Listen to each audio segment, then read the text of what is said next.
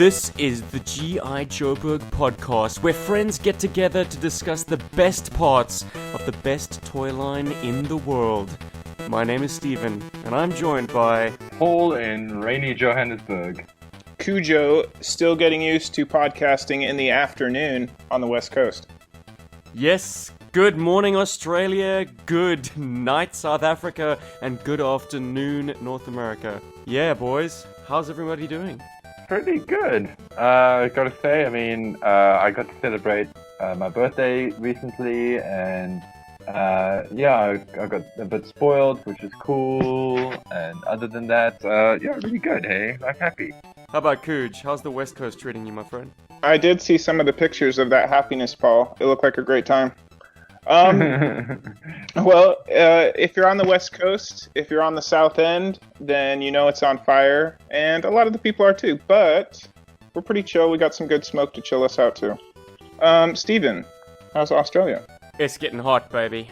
It might be, fortunately, not on fire, but it's blazing. I have not felt a winter just yet. It's been kind of beach day all year round, but now it's getting to the kind of weather where you start streaming with sweat just sitting wherever you are.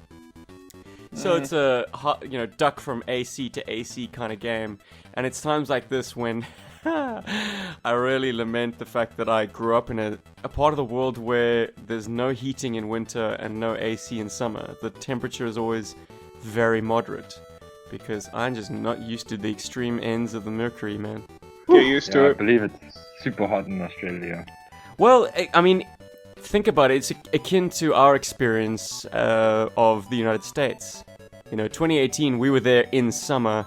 It's that kind of like you're sticky all the time kind of weather. Mm-hmm. We feel like a spider's crawling on you or something. Well, the United States is a land of extremes because when it's cold, it is cold. There's so many different climate zones within the United States. So, I mean, there are parts of the US which are like Cape Town. I think San Francisco probably never gets too cold, never gets too hot.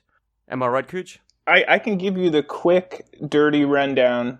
You're right. It's all over the spectrum. Right now, the East Coast is getting stormed on. The Midwest is feeling some fierce winds. The Rockies, that stops a lot of the drama before it hits the West Coast. So we don't get a lot of rain, but we got pollution, so we got that going for us. Oh, delight. Yeah. No, it's definitely... Steven for the sport. Right. You had to pick me for sport, the most unsportsmanlike member of this podcast. Yeah, that's the joke, right? Yes, theatre sports. Anyways, gents, we've talked everything but toys and GI Joe goodness. I'd like to lead the charge by saying that Word Burglar has... We knew this coming up. I mean, he had successfully funded his vinyl presentation of Welcome to Cobra Island within 48 hours. But he surpassed that goal by 150%. And he is moving into the production process, which will take some time, but he's already sending out the digital incentives and says that there will be 2 extra treats for everyone who backed. And he's getting to work on sending those out as well in the post. Very exciting. Isn't that the best thing about our modern age? Buying stuff electronically and receiving it in the post. Oh, what a time to be alive. But the coolest thing that I just realized about the vinyl is that it's pressed in green. It's a snake green record with the Welcome to Cobra Island artwork on the front side and then on the back the track listing. Oh, man, what fun. Thematically, it doesn't match up, but it's still a nice touch. Agreed?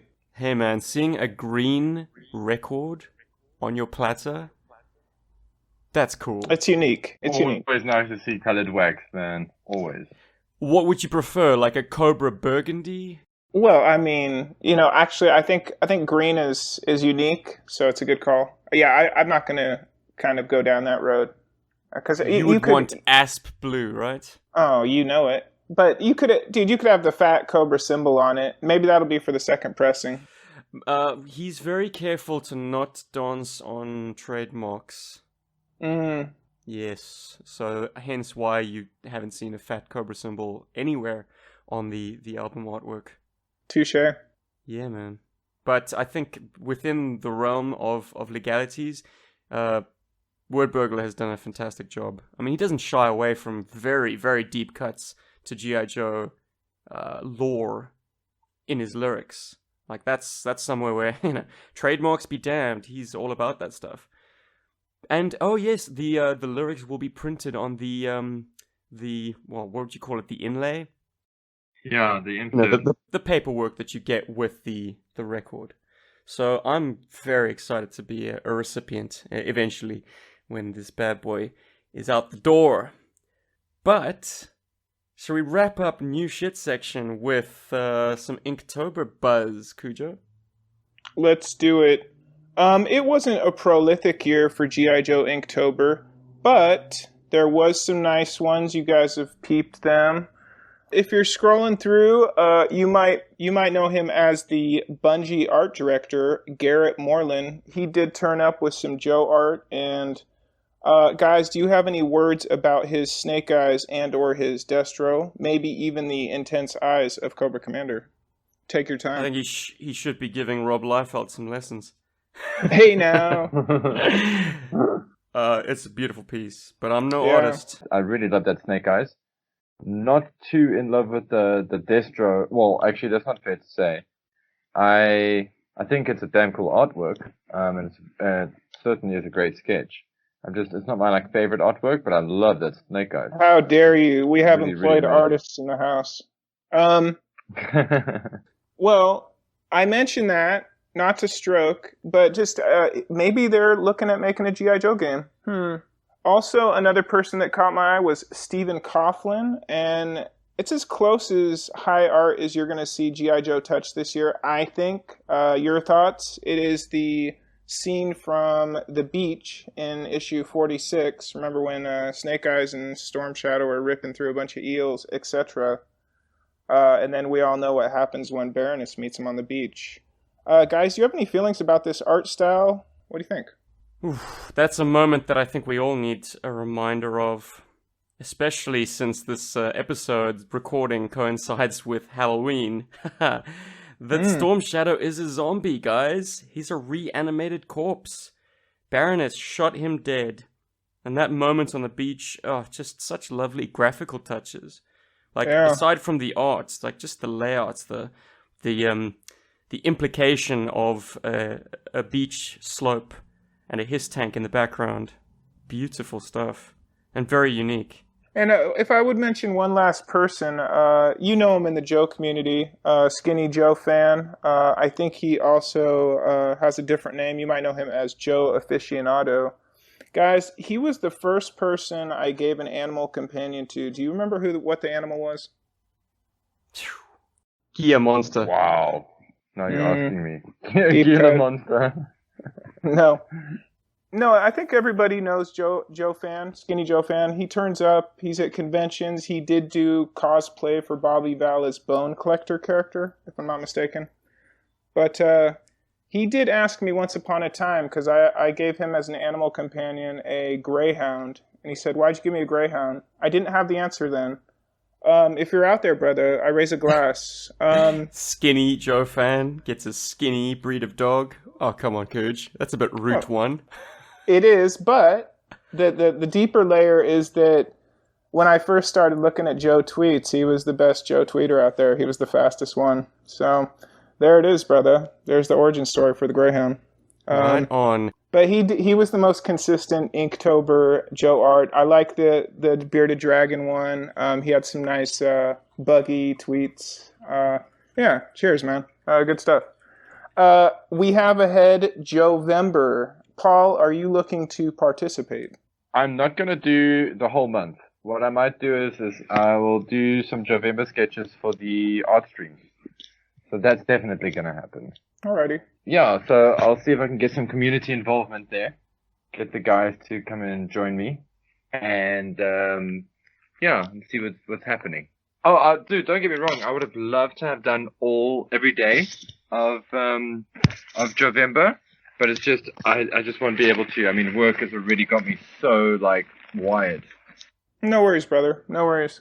To wrap this great radio, I'll say, I'm going to attempt to turn up in Jovember and do some file card sketches. If you're in the Joe community and you want a sketch of your Joe character, hit me up and we'll get it out there. That's pretty much all I got, guys.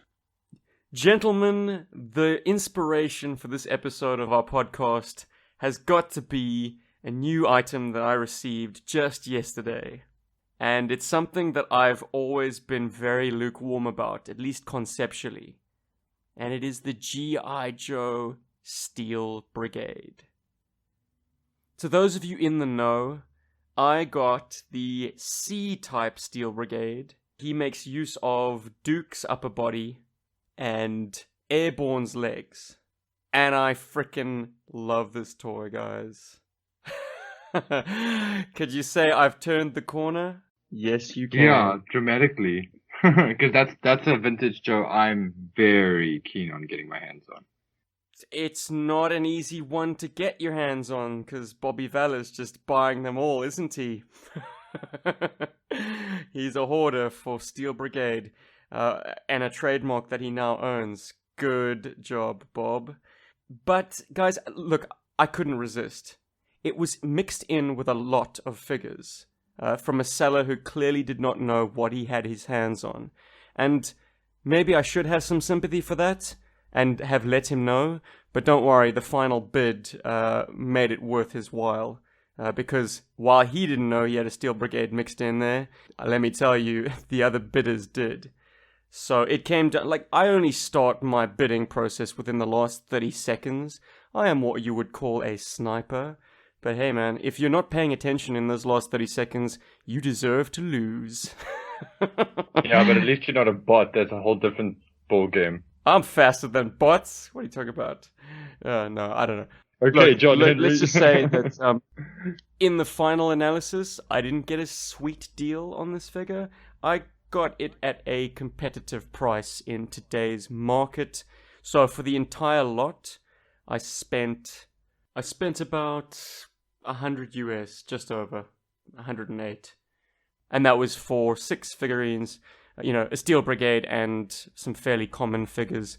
Leatherneck Lifeline, Snow Serpent, Thrasher, and Crazy Legs. No accessories, except for, an accessory pack AK-47, the one that came with the Cobra Officer, that mold, in a very cool off-white. So it's a perfect stand-in for the Snow Serpent. Yeah, exactly, right? Yeah. Perfect. Anyways, and Lifeline came with a backpack. Nice. And unlike the Lifeline backpack that I already own, this one can actually, insert quite deeply into his back. So clearly, there is some variation in just the machining of these parts. Sometimes you get a backpack that just will not go in all the way. Sometimes you get a backpack that will. So it's really just a matter of microns between the hole and the post. Anyways, we're talking about the Steel Brigade, and this is my favorite version of the Steel Brigade because I actually own his rifle somewhat separately. The C variant goes with the grey version of the Crimson Guard rifle, which I've always regarded as the sweetest assault rifle in the GI Joe vintage line. And I found this one in Dublin City Comics, in Ireland, yeah. So a nice little story stitching these things together. Cujo, you wanted to say something, my friend? Well, I do have maybe some hairs to split about the best assault rifle, but I don't know. Maybe you'll get to it. What turned the corner? Obviously, in hand, there's a couple things the Steel Brigade has working for it. The helmet is approachable, but I'm curious how you describe it. And was it the colors? Was it just the tangibility? What turned the corner for you? I think the whole mythos that this is me. This is my avatar. This is how I insert myself into the GI Joe lore. That's what it comes down to. The reason I was always soured on Steel Brigade as an adult was because I never liked the idea of an entire battalion of green shirts. But Steel Brigade isn't that. They're not green shirts. They are absolutely unique characters. They are the most unique characters because they are you, and they incorporate all of your uniqueness. They just are every walk of life, every character type, every nationality, in fact, can be a Steel Brigade member. But to get back to my point, I never really liked the idea of non-GI Joe GI Joes mixed in with the GI Joes. It kind of muddied things. But this is me appreciating it as an adult and not wanting these kind of Frank and Joe imposters in my display. If you can dial your minds back to your reception of Steel Brigade as a child, man, the story I tell is the fact that I saw it in a comic book. It was actually a Transformers comic book issue, the advertisement. And even though it was like the mid-90s by that point, and the offer had long since expired, and was only really available to the United States anyway, I sent away for it to Pawtucket, Rhode Island.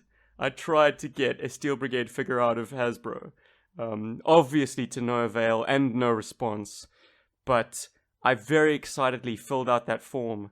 I kind of wish I could find out what my options were. Maybe it's possible to do the old pencil, you kind of put a piece of paper over the comic book and try and fill in the indentations on the page. I wonder. I doubt it. I don't think newsprint will hold indentations very long. Mm-mm.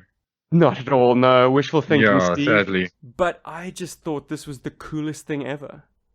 And I'm pretty sure you did too when you discovered Steel Brigade for the first time.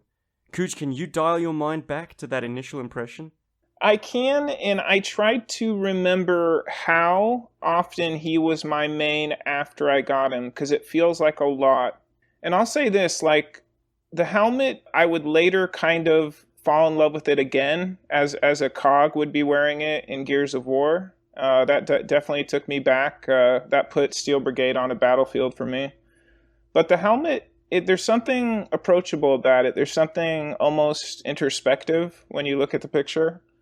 And I just kind of, I immersed myself, and I think the ad gives it away. GI Joe is the brand that brings you in. You're not going to frickin' Eternia or whatever, but you're a GI Joe. You know, it says in capital letters, we're looking at it, you can be a real American hero. Like, oh, okay. Yeah, I get it. Yeah, you're enlisting. It's in capital letters, dude. They weren't playing around. So, yeah, I think I fell in love with it aesthetically. I think for either by accident or whatever, those colors, they're earthy. They're they're approachable. I don't know what else to say. What do you see when you're looking at it, Paul, artistically? Ooh, dude, I like the helmet. Well, you know I love the helmet. I mean, I used it in my own comic. It's just one of those things that, I don't know. It's a little bit of Vader. It's a little bit of Lamprey. Yeah. If you check around the back, like the paneling, that it's kind of segregated. It repeats the sort of the color in the front is repeated in the back. It does have a Lamprey GI Joe spin to it. It's almost got the backside of like an Endor Rebel, fighter helmet. A little bit. Oh yeah, actually, yeah. A little bit. That thickened section toward the base. Mm. Firstly, I do like it, and I think I've always found that it looks very sci-fi. Actually. Whoa, Paul! Whoa! What the hell just happened, man? It's like your audio quality just took a gigantic leap. Is it possible that the internet gods have just smiled on us? Or is indeed this a different recording session altogether? You will never know. Dear listener, you're peering behind the curtain of G.I. Joeberg. Oh man, what a shit show. Anyways, Paul, please continue. Cool, man. Yeah, so I've always found them to have like a very cool sort of sci-fi kind of vibe to them. And I remember the first time I saw them, it was actually on the actual little questionnaire where you can fill in to become a Steel Brigade, which I think is par for course for most people. And I just remember seeing this little guy and going, oh, that's actually a really, really cool toy. I wonder like who that's supposed to be. And then after a bit of investigation, I found out, nope, that's a special, unique figure. But yeah, I dig it. I think I think it kind of straddles the line between being military and futuristic, especially for the time that it's come out. And Paul, you say it's a special, unique figure, but the It's not truth is, really. it's a Franken-Joe. yeah, The uniqueness all springs from the head. right. But that's the thing, as a kid, that I was laser focused on that because, to be fair, dude, I think there's not cross country, airborne. I think it's airborne's parts that are put into him, if I'm not mistaken. Primarily, there's a lot of scrap iron as well. And then in the second to last releases of the Steel Brigade, they just used Duke's torso. Yeah, so those are actually GI Joe toys I have never seen. Like I was completely unfamiliar with. I never saw Airborne, Duke, or Scrap Iron until much later, until I was actually an adult. Until then, I didn't know. I knew that the characters existed for sure, and I think I saw Duke for the first time in a Robot Chicken episode. But before then, I mean, those body parts, everything about this figure was pretty new for me. Oh, was it not in the pages of Toy Fair magazine that you saw Duke for the first time? Oh wait, yeah, it could be Twisted Toy Fair Theater, yeah. Or They Toy often Fair had Twisted Theater. sort of Yeah. vintage GI Joes kind of mixed in on the pages of Toy Fair. I think that was when Rob and I got our first glimpses at like vintage Joes. Yeah, and actually, now that you mention it, in fact, there's a great little strip in there where they're like shooting at each other in the living room, and Spider-Man comes through, and then he just like puts his finger on one of their guns so that it actually doesn't point up, and it kills like a Cobra Trooper, and everybody stops, and they're like, "That's not how we play." Seems to preempt that episode of Community. So yeah, in a big poking way. fun at the warring factions and no one dies. Anyways, getting back to Steel Brigade, there is another very unique touch which you're only actually going to get the benefit of when you've got this figure in hand. There's a very, very fine tampo on his left bicep. It's beautiful in that the text is actually legible. It says Steel Brigade. It's a cool Aw. badge. Yeah. In fact, when Kim unboxed my Steel Brigade figure, something that patrons might be all too familiar with, she was like, "Is this guy a policeman? He's got like a badge on his, like a shoulder flash or badge on his bicep." I was like, "Nope, that's the cool Steel Brigade design." I think it's like a star. Yeah. I can't quite make it out. A star and maybe like a wing on the one side of the star and a sword set into the star.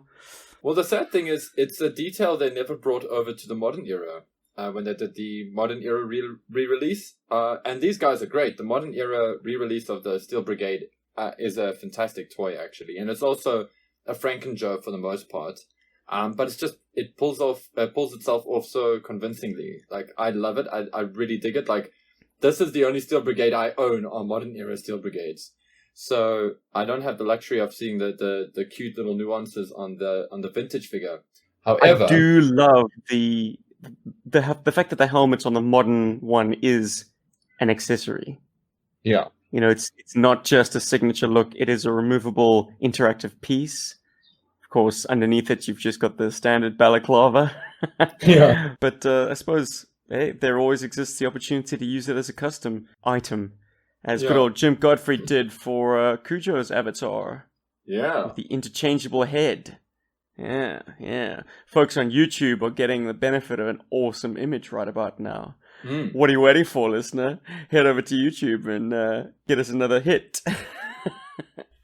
But also one more thing that's worth mentioning on the design of these Steel Brigade guys is I remember when David and I were talking about it, and for our listeners, David's my Chinese friend.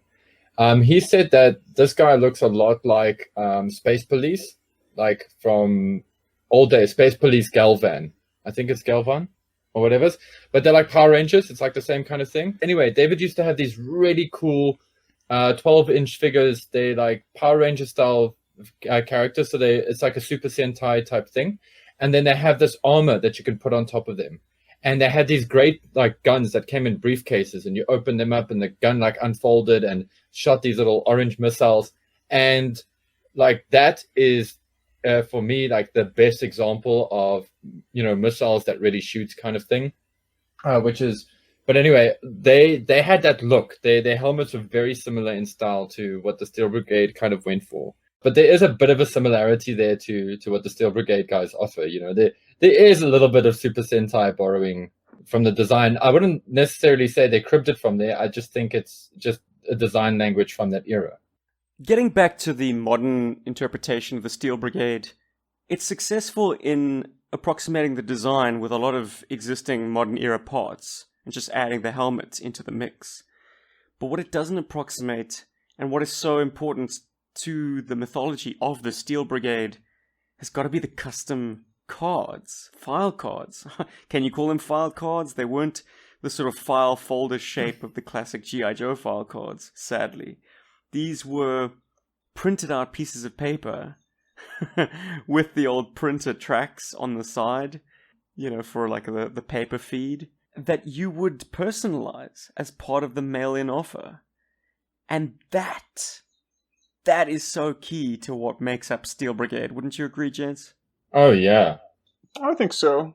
Before we walk towards, the functionality, I did want to ask both Paul and Steven, if it, like the Steel Brigade helmet, does it walk the line between being maybe a little safe and also being like it could be a good guy? Because, I mean, like most helmets can give off like an intimidating aura. I don't get that from the Steel Brigade, do you? Well, you used the word earlier, Cooj, that it's very approachable. And I think there's some magic in that. It's one of those situations where you've got a good guy with a completely masked head. And in classic G.I. Joe, there aren't that many examples. There's Barbecue. There's also the Ice Cream Soldier. But even sci-fi has a mouth, you know. There's a human element to that head sculpt. With the Steel Brigade, you're missing that. So, like, it's a very delicate game for a good guy to walk. But therein lies the magic, because all of a sudden, he can be a fighter jet pilot. He can be a robot. He can be a spaceman. Like, there's a lot of flexibility in the everyman nature of this helmet and this body sculpt. I don't know, man. It's a signature look. I think it's become a lot more than what it set out to be. I think if you're talking signatures, the closest thing to a signature on that helmet has got to be the silver black kind of texturing around the mouth. That wavy kind of. Oh yeah, sort of vented piece, that snout. It's the most signature part for me. These are the kind of questions that come up at 7 a.m. in the morning, dear listener. Well, I was drawing. Oh, have you set your clocks back? Is it 7, Cooj? I think it's no, it's past that now. But you guys are wanting to chat at 7. I just happened to be a little late out of the rack. Sorry, buddy. I thought the timing was 8 o'clock for you, but maybe the clocks have shifted. Yeah, God bless. Daylight saving. What a fuck up. Anyways, so much fun. Yeah, I was. I did a quick sketch of my character, or should I say, my Steel Brigade guy, as part of the show. And as I was sort of looking at the reference and looking at the modern era helmet and the vintage one, I got to say it's very approachable in the right light, you know. So if like a guy, if you're a kid and Steel Brigade guy came up to you and he was like, "Don't worry, kid, we've got this," you'd be like, "Oh, okay, cool." But if you're on the wrong side of them, I think they look very intimidating, and I think the light on them completely changes, because they do have a kind of a, like, if you look at that face, the frontmost part of the mask, it's kind of like it's like the spot. It looks like almost like 3 teeth, like a skull, and it kind of makes like a weird kind of skull shape kind of thing to it. And it looks a little bit scary, actually. If, for example, that guy was after you. Or there will be trouble. Yeah. Now, They're alive. it just occurred to me, like, it kind of looks like the third member of Daft Punk, if there was such a thing. Yeah. Gentlemen, I think it's time we played a little game. And I don't know if it's ever been done before, but it's certainly going to be G.I. Joeberg history. With the customizability of these characters, you had the pro forma tick boxes, right? Mm-hmm. You had to put together your character using the options provided. I think it tells you so much about your fellow G.I. Joe fan to see what options they selected. So, indulge me, gents. we're going to go through the form and maybe even try and guess what our selections would have been. And just so before I mess it up, what are the rules? Just so our listeners also know. Well, Paul, off air, you were telling me that you've still got your filled out form from back in the day. I do, yes. Oh, that is incredible. Like I was saying earlier on the pod, I snipped mine off and sent it out. Never got it back, never got any kind of response, but I wish I still had the filled in form now. In many respects, that's more valuable to me than any response from Hasbro would have been, because I wish I knew what 10-year-old Steve filled in. You, however, you know. I do know. So I'm going to implore you to give us actually 2 sets of answers. Okay. Give us your what you filled in back in whenever it was, 1993, and give us your idealized options now. Cool. Okay. Cooch, what are you going to do, pal? Well, I did once upon a time have this printout, and I got to be honest, it wasn't all that captivating back in the day. But no, I think I'll let Paul step into this one first and give me his wish list, and I think I'll follow. Well, you know what? I think what we're going to do, and what I'm going to advise the listeners to do as well, is get this image in front of you. It's easy enough to do. The best way to actually get these fields is to head to a website called projectsteelbrigade.wordpress.com. You can actually fill out the form for GI Joe Steel Brigade, Silverhead Steel Brigade, or Goldhead Steel Brigade.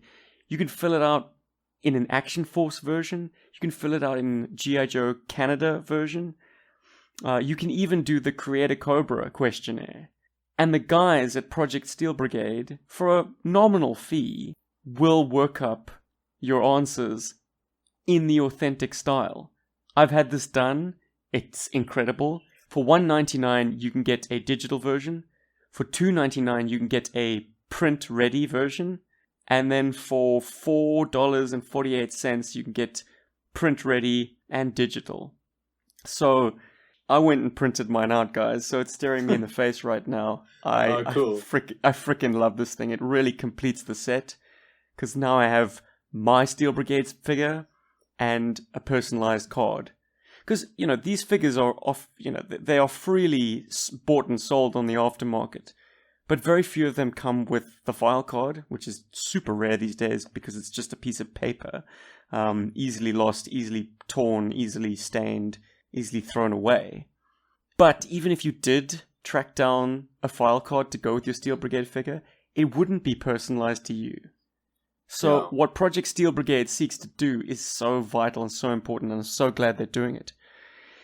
Anyways, enough sales pitch. The link will be in the description to this podcast. I insist. I advise any fan of Steel Brigade to throw some bucks at these guys and get your own printout. It's so cool. I'm gonna get mine laminated. I'll print mine. Oh, sorry. I'm gonna get mine. You're gonna get yours done as well. I want to get mine done, but when I get myself a Steel Brigade vintage. Sounds about right, Paulie. Sounds about right. But to play this game, dear listener, get the options, get the order form in front of you, and along with us, we're going to go through the questions one by one. We're going to guess our fellow GI Joe burgers' options, and then, of course, do a reveal. I'm going to kick it off by saying let's not do the code names up front. Because obviously code names are kind of evocative of what your specialty would be. So let's leave the code names as a reveal for the end. So that means we're going to kick off with question number 2. You would most characterize yourself as a leader.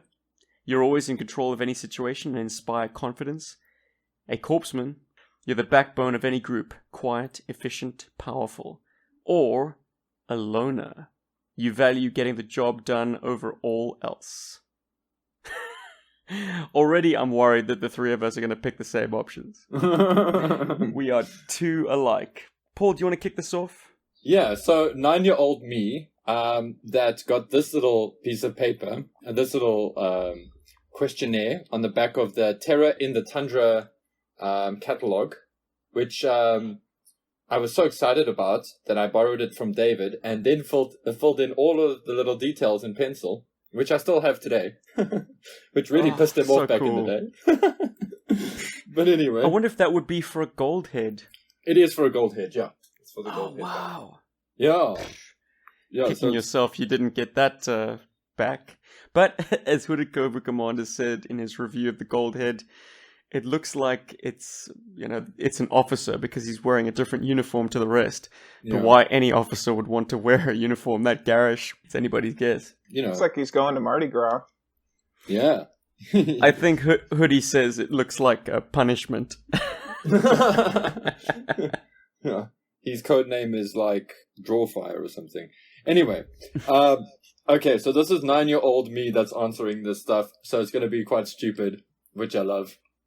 Anyway, you would most characterize yourself as check 1, so I checked a leader. You're always in control of any situation. That's where mine ends. I never would have guessed that, but sounds like a 9-year-old Paul answer. I'm going to guess that you would now tend more towards a loner. Yeah. Yep, Mr. Storm Shadow up in here. Yeah, I can see how this is going to go. Paul's going to try and check all the answers that would push him into Storm Shadow territory, and Cujo's going to try and tick all the answers that take him into the occult kind of specialty. But I fear those two camps are not very well catered to by these questions. Cuj, I'm going to also assume you'd say loner.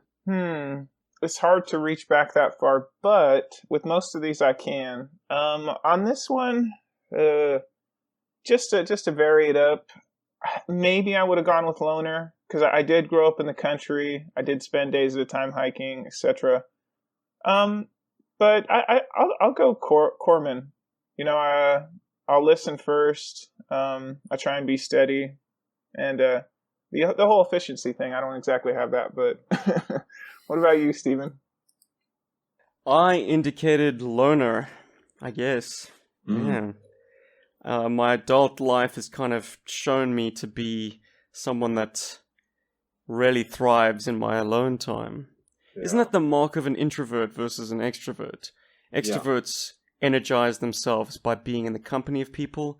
Introverts energize by being separate and alone. But now that the words are coming out of my mouth, I'm like, people energize me as well. Yeah, so there's only so much of that I could take. Yeah, so what you are is, and you and I are similar in that respect, is that we're introverts with extrovert qualities. So no, but it's actually a real thing. We can thrive around people. Like, we are good at being in spaces like retail or sales or performance or whatever. But like, when we get away from that, we really want to just be by ourselves with our toys or our video games or our art or whatever have you. So I feel though that's not entirely special at all. I think that's most people. You'd be surprised. You'd be surprised. I know people who, for example, always have to have people around them, like all the time. Like if they don't have people around them, I think they start scratching the paint off the walls. And those people, for me, like and I'm speaking about a friend of mine here who is a terrific person, by the way.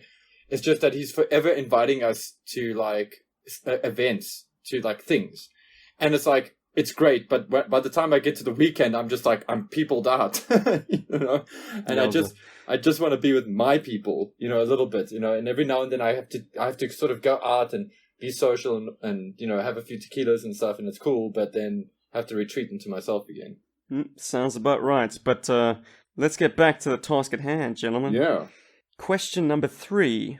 You're at your best. In high-stress situations, suddenly you become all nerves. This is what my questionnaire has. B. When endurance is called for, you are endlessly strong and patient. C. When faced with a difficult decision, you love a challenge. And D. In the heat of action, you have a very high energy level. Now, there are some strange, like, wording alterations between, like, the 1993 catalog and the original one. You become all nerves. Yeah. Well, in the initial offer, it said, suddenly you become all nerve endings and tensed muscle. Which I think makes slightly better sense of it than It really does. the later iterations.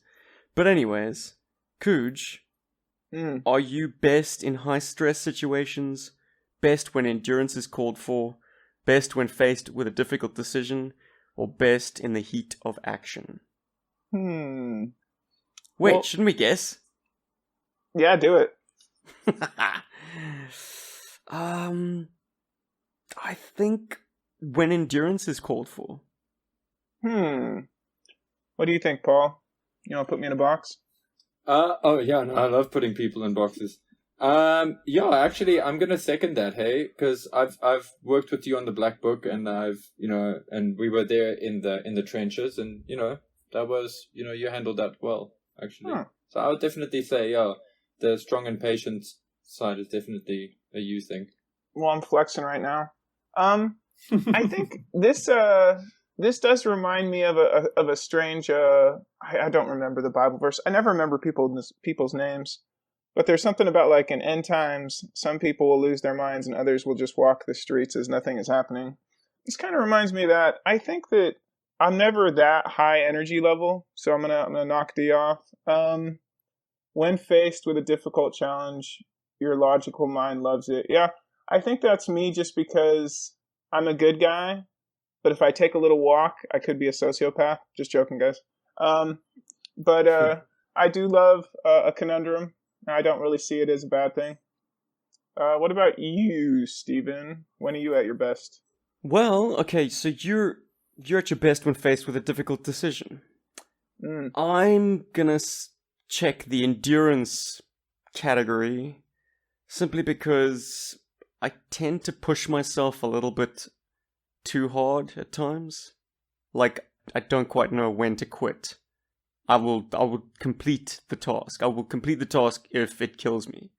I think that's perhaps a strength and a weakness. I've witnessed this. I've injected that into my Steel Brigade. But I have witnessed this because Steven has done countless hours of podcast and video editing with a computer that was fighting against him, and the computer survived, and so did Steven. So I have to agree with you on that. Not to mention the JoeCon 2018 experience, which had some superlative highs. But I'd say one of the lowest of lows is what I like to call herding cats. Paul has a tendency to sleep through his alarms, ladies and gentlemen, and they are loud, and they are obnoxious, and they keep repeating, but that man he's the dead. Yeah, but to be fair, I think I was also a little jet-lagged. There were so many tests on that trip. Cooge, do you want to take a swipe at what Paul indicated on his form? I have worked with Paul. He's a cool customer. I don't know. With your martial arts training, maybe you could be all nerve endings, but that almost sounds like a deficiency, doesn't it? Yeah, it does. It does sound negative. Yeah. I don't know. I'm going to go logical mind with you. What do you think? Hey, I like it. Does Steve want to chime in before I give you guys the answers? Because that's more fun. Oh, man. High stress situations. No, I don't think any of us deal well at high stress situations. I don't think it's a deficiency, guys.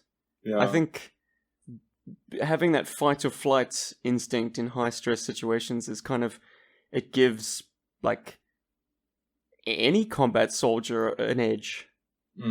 But is that you? This is where this question is very difficult. Yeah, I think 10-year-old you would be like, in the heat of the action. Awesome. Fuck yeah. Yeah, that's when you're at your best. I can see that. And adult you, gosh, the logical mind as well. When faced with a difficult decision, your logical mind loves a challenge. Oh, that's cool to hear. No, I love that because, childhood me was totally in the heat of action. You have a very high energy level. And now I sure as shit did. Get that kid some Ritalin. And the problem is like, now that I'm older, what makes this so difficult is that I have dealt with some serious high-stress situations in my life that I have managed to endure, and I have managed to push through, and in such a degree that at work, I'm known as the guy that's like, nobody knows if I'm under pressure at work. They never know, because we could be at the very last stretch of something, and the walls are caving in and everything. And I'm just like, cool, getting this shit done, getting stuff done, whatever's. And that's me at work. And then, like, if I'm in a car accident, for example, I'm the first one out there. Everybody's like, okay, cool. I'm taking photos for insurance. Everybody's cool, making sure girlfriend's okay, making sure these people are okay. So I deal with high stress quite well, but it's not how I want to characterize myself in this. I definitely agree with you guys when you say when faced with a difficult situation, I love the challenge, like the mental thingy. So, yeah. And then martial arts, unfortunately... Save it. For better or worse. Yeah. No, I was just going to say, but martial arts training does imbue a sense of endurance and patience in you, whether you want it or not. So, yeah. Cooge, do you want to read out the next question? GI Joe team members consider you to be a good friend to all, always there when someone needs a hand. B, the type of man who inspires respect. C, an offbeat combination of military skill and artistic talent. Or D, a maverick, no one can keep up with you for long. I'm going to throw my hat into the ring and say we all probably indicated C, an offbeat combination of military skill and artistic talent. I mean, come on. I'm in the presence of, like, fine artists. And me, I tread the boards. I think there's no denying it, gents. Yeah, man. No, but, like, and you guys all have military skill to some degree as well, because, Stephen, as an artist, as a performer, you get to take on lots of roles, and those roles give you different things, and then you've got your whole, the way you craft stories for GI Joeberg and things like that, and how you come up with some of the sort of military operation, and that in itself it's a very militaristic style of thinking, I have an honorary doctorate in Larry Harmer military jargon. Ha ha ha. But as a kind of a runner-up choice, if C was off the table, I would say that both of you guys are a good friend to all. Always there when someone needs a hand. Yep, that's what 10-year-old me ticked, or 9-year-old me ticked. Oh, nice. Yeah. I'm starting to feel like you idolized Roadblock then, at that age, or that kind of Roadblock archetype. I would never have thought of it that way. You see, what I will say... Well, he's the backbone of the GI Joe team. Like, in terms of, like, just being that kind of larger-than-life personality who will pull up his teammates when they are down. That's his function. I think in a lot of ways I'm still that guy. I know with work stuff, I'm also regarded as that guy. I was told this on my birthday, which was fun. But I tell you now, the last three questions, that we've answered, when we come back to the first one, remember, I'm an only child, so I didn't have siblings. And so I didn't want to be a loner, you see. So so for 4, the 9-year-old me is totally going to go good friend to all, because when you're a loner, when you are essentially a loner, you do want to be friends, you do want to have friends and things like that. And so, and in my life, I've been burnt a lot by being a friend to people who didn't necessarily deserve, and this always sounds so trite, but maybe didn't deserve me as a friend in their lives, because I was treated like shit a lot of times by people. That's why, I don't have these long-running high school friends or primary school friends or whatever, because a lot of people screwed me over, So 10-year-old me was totally that guy. Cooch, who are you in this group, in this one? Are you the offbeat combination of military skill and artistic talent? I do like those words. And who knew the Steel Brigade questionnaire would bring out our dark secrets? Dark place. Let's see. I don't know. I don't think I've ever really been too concerned with endearing myself to people. But I think the good friend, I got to throw that out. I don't really inspire a whole lot of respect because I'm irreverent and I'm casual, and it seems to be my communication. But let's see, a maverick, that's definitely not me either. So Yeah, I am a good friend. I do run social media at times. So, yeah, no, I think that at the end of the day, my Steel Brigade is probably a support guy. He's probably going to be the second guy through the door. Got your back. Cool. Nice. Okay, great. I mean, if I hadn't checked offbeat combination of military skill and artistic talent, I probably would have gone with a Maverick, just because it sounds cool. It does sound No cool. one can keep up with you for long. I don't mean to make it weird, but honestly, the only person that fits that bubble is Rob. Cheers, brother. Yeah, here's In to this you, Rob. Nobody can keep up with you for long, brother. Come back. Yeah. Not when he doesn't want to be kept up with. Service branch. Hey, are we Army, Navy, Air Force, Marines, or Coast Guard? I know none of us are not. Hey, respect the Coast Guard. How did you know? I'm looking at you, brother. I'm looking at you. No, Coast Guards are hardcore, man. No, they are hardcore. Full on respect for them, but I just know that none of us chose that. So. Jeez. GI Joe could do with a few more. It's cutter and cutter. Topside. And topside. Hold on, let me reach back real quick to Topside's Navy, bro. Oh yeah, it even says so on his chest. Never mind.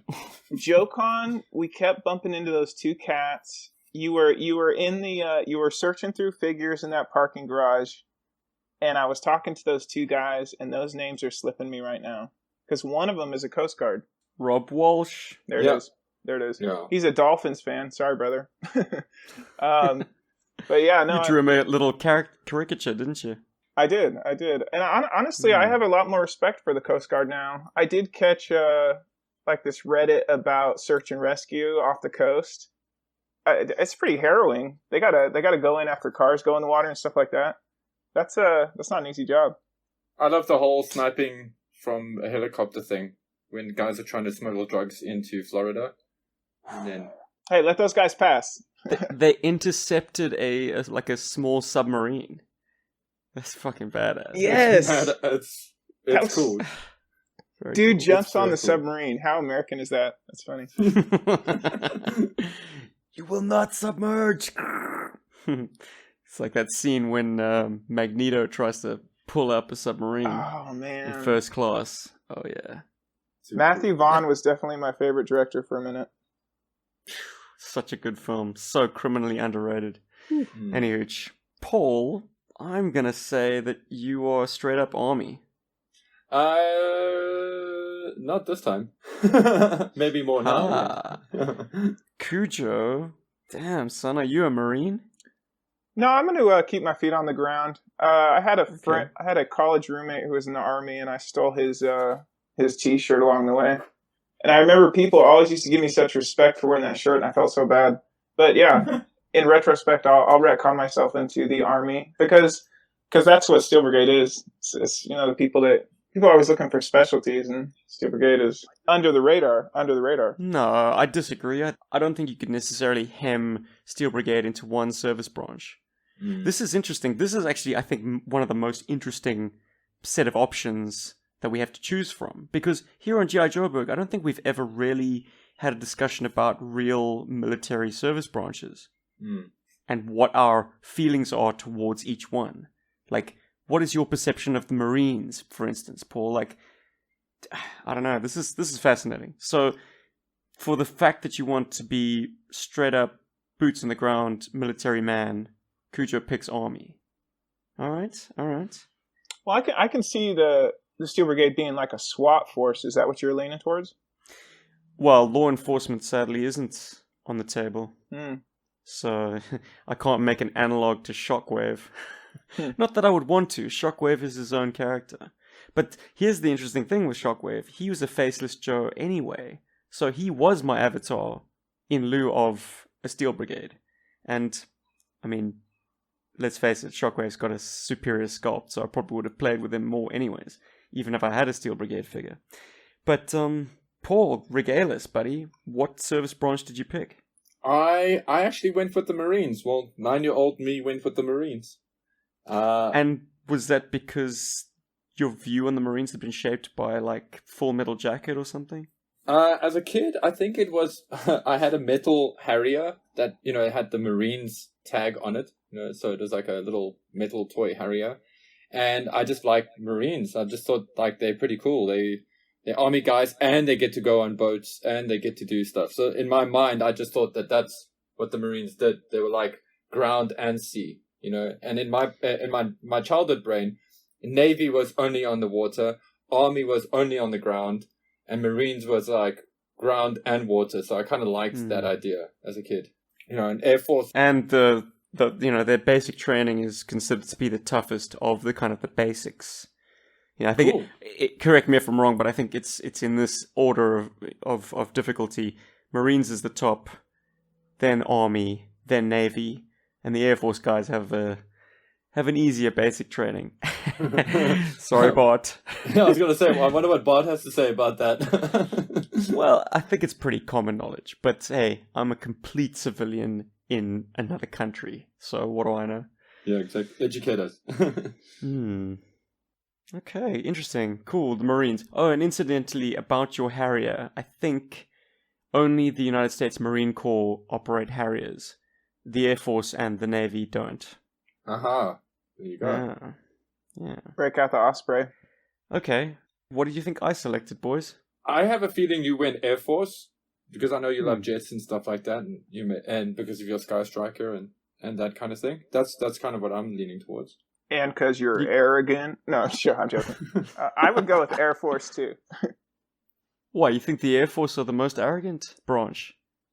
That's also part of that layered question. No, but I kind of see you as somebody who would be like a fighter jock, that kind of thing. Maybe. Flyboy. Maybe.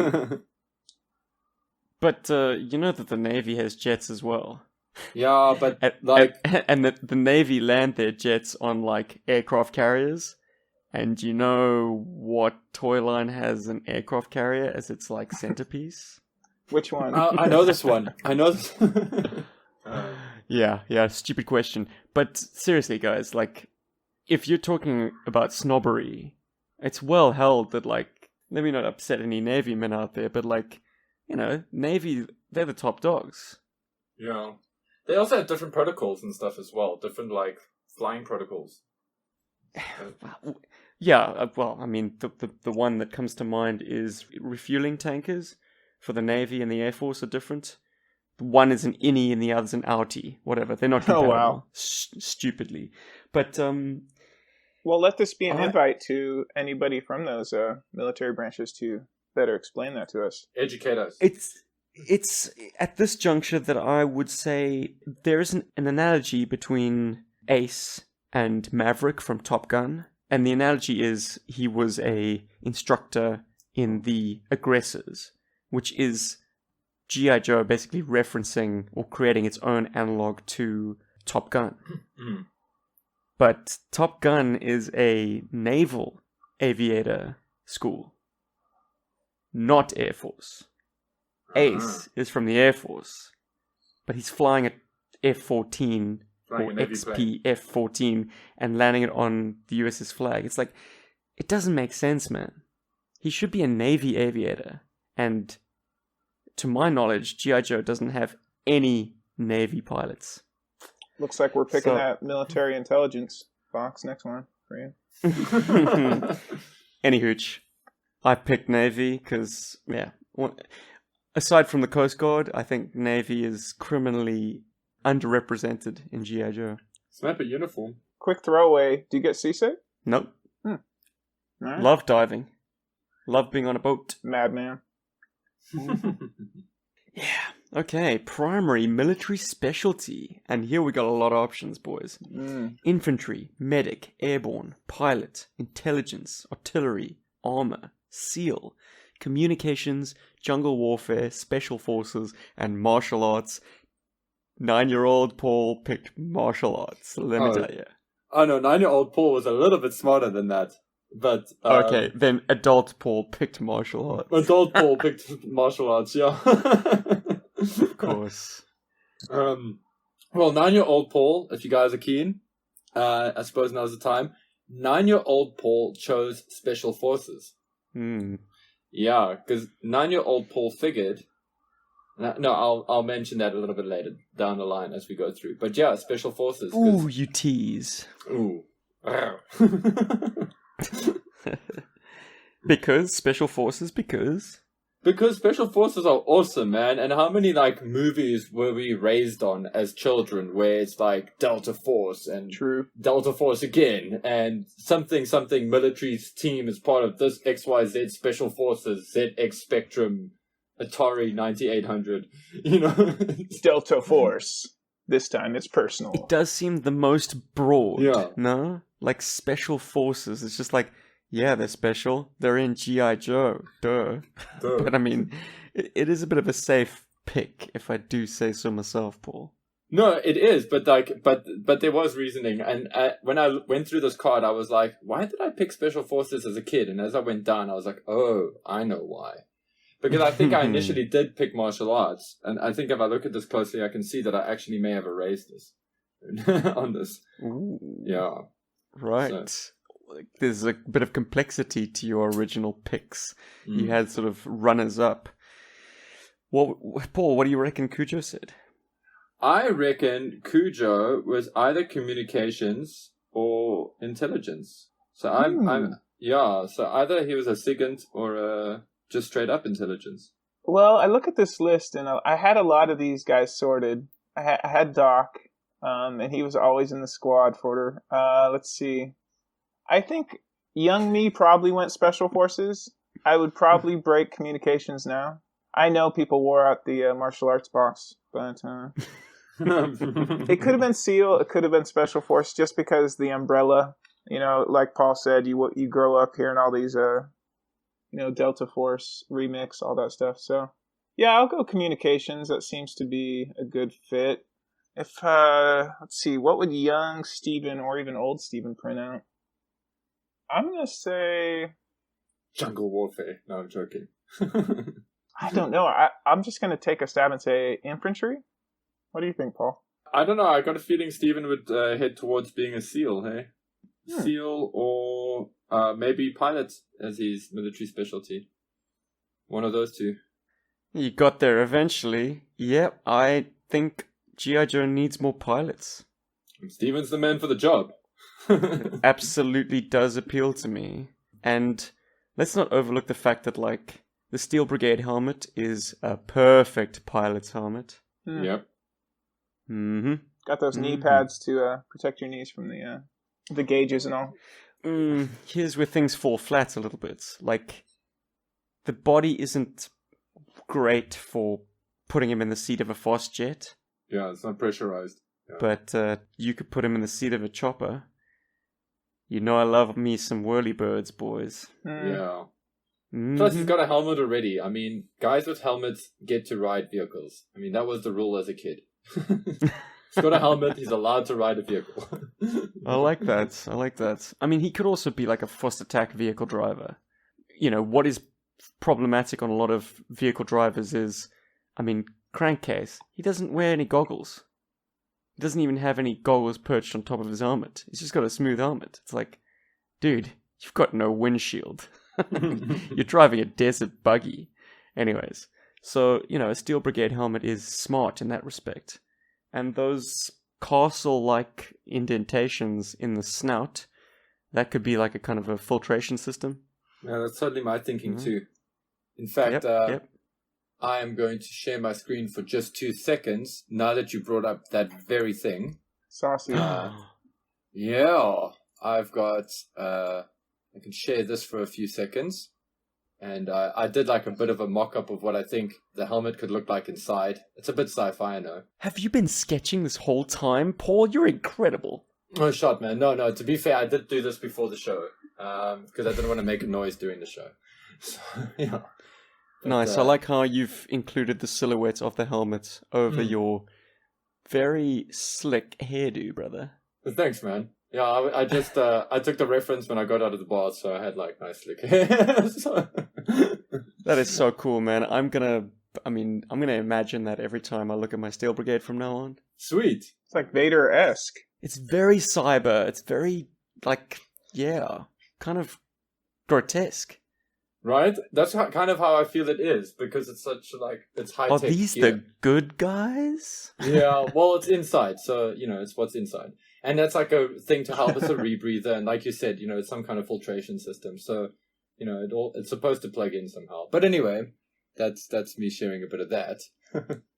Very cool. Thanks, Paulie. I'm going to stop my screen share to remove any spoilers. Anybody not watching YouTube right now, sorry for you. Burn. Check out the socials, man. We'll post the pictures somewhere. Everywhere we are social. Our next military specialty comprises of the following list: computers, drill instructor, rifle instructor, laser weapons, combat engineer, gunner's mate, counter-espionage, radar, electronics, machinist, and frogman. Wicked. Let's start with Cujo. It's not computers. Which way am I leaning, guys? Hey, cut that out. Let's see. Well, if your specialty is communications, maybe counter-espionage. Yeah, I'm also leaning towards that, hey? You guys are good. You guys are good. Probably counter espionage, whatever that means. Counterintelligence. I'm not going to stop people from spying on you, but I might let them spy so I can spy on them. You feel me? Yep, that's counter-espionage. Yeah, counterintelligence. Well done. I think, yeah. I would like to be more romantic and go like laser weapons or something like that, but at the end of the day, probably communications, counter-espionage. Looking at Paul, let's see. I don't think anybody's going to dabble in the machinist. The frogman was attractive, obviously, back in the day. Oh, it was, yeah. I did look at gunner's mate, but that didn't really excite me. I thought it might be like a buddy for a guy who's on a gun, but not so much. I think I'll go with drill instructor for Paul. That's a reach. That's more me now. Because of the Kung Fu thing. You did wake me up this morning. I did. I was nice about it as well. It feels like a lot of specialties have slipped through the net. But for cool factor, I would say laser weapons. Oh, hell yeah. Oh, wicked. Good. I totally went laser weapons as a kid. I was like, laser weapons! Awesome!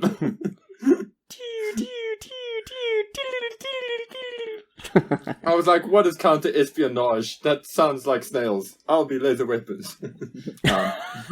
Counter-escargot. Very go. good. Yeah. Nice. And you, what does Steve? grown-up Paul think? Grown-up Paul, I think, is actually more counter-espionage or drill instructor, to be fair. Drill instructor, because I do instruct at the Kung Fu school, and, I do love doing it, and I don't get to instruct with a soft approach. I get to shout at people and, like, come on! Move! What is that? You call that a push-up? My word. That kind of, yeah. Good old Emery has been reincarnated in you. Yeah, I channel a bit of Emery. But I also remember, I did grow up in Afrikaans household, and, it's a police household, so you pick up a few things. Is it Emery or Ermy? Ermery? Ermy? Irma? You guys out there know what we're talking about. Oh, yeah. Only queers and steers come from Texas, and you don't look like a steer, so I guess that about narrows it down. Terrible. This is my rifle. This is my gun. One is for fighting. The other's for fun. Sorry. Indeed. I was kind of inspired by the Strata Viper file card, if that tips you in any direction. Not a bit.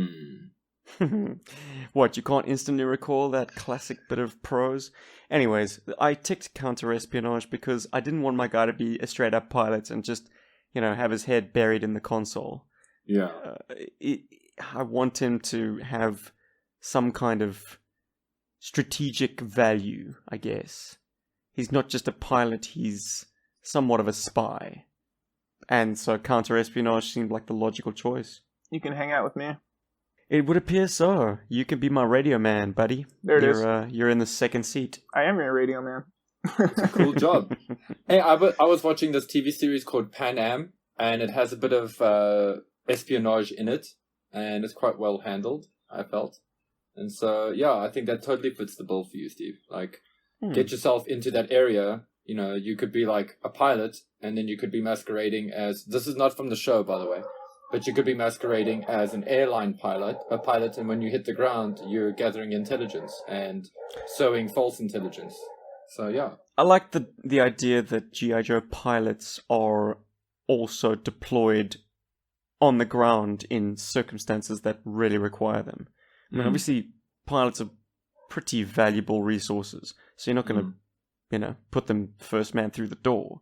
But, like, in sensitive situations deep behind enemy lines where you need a pilot, for instance, Slipstream in Special Missions, like, he was charged with flying the damn Russian, jump jet.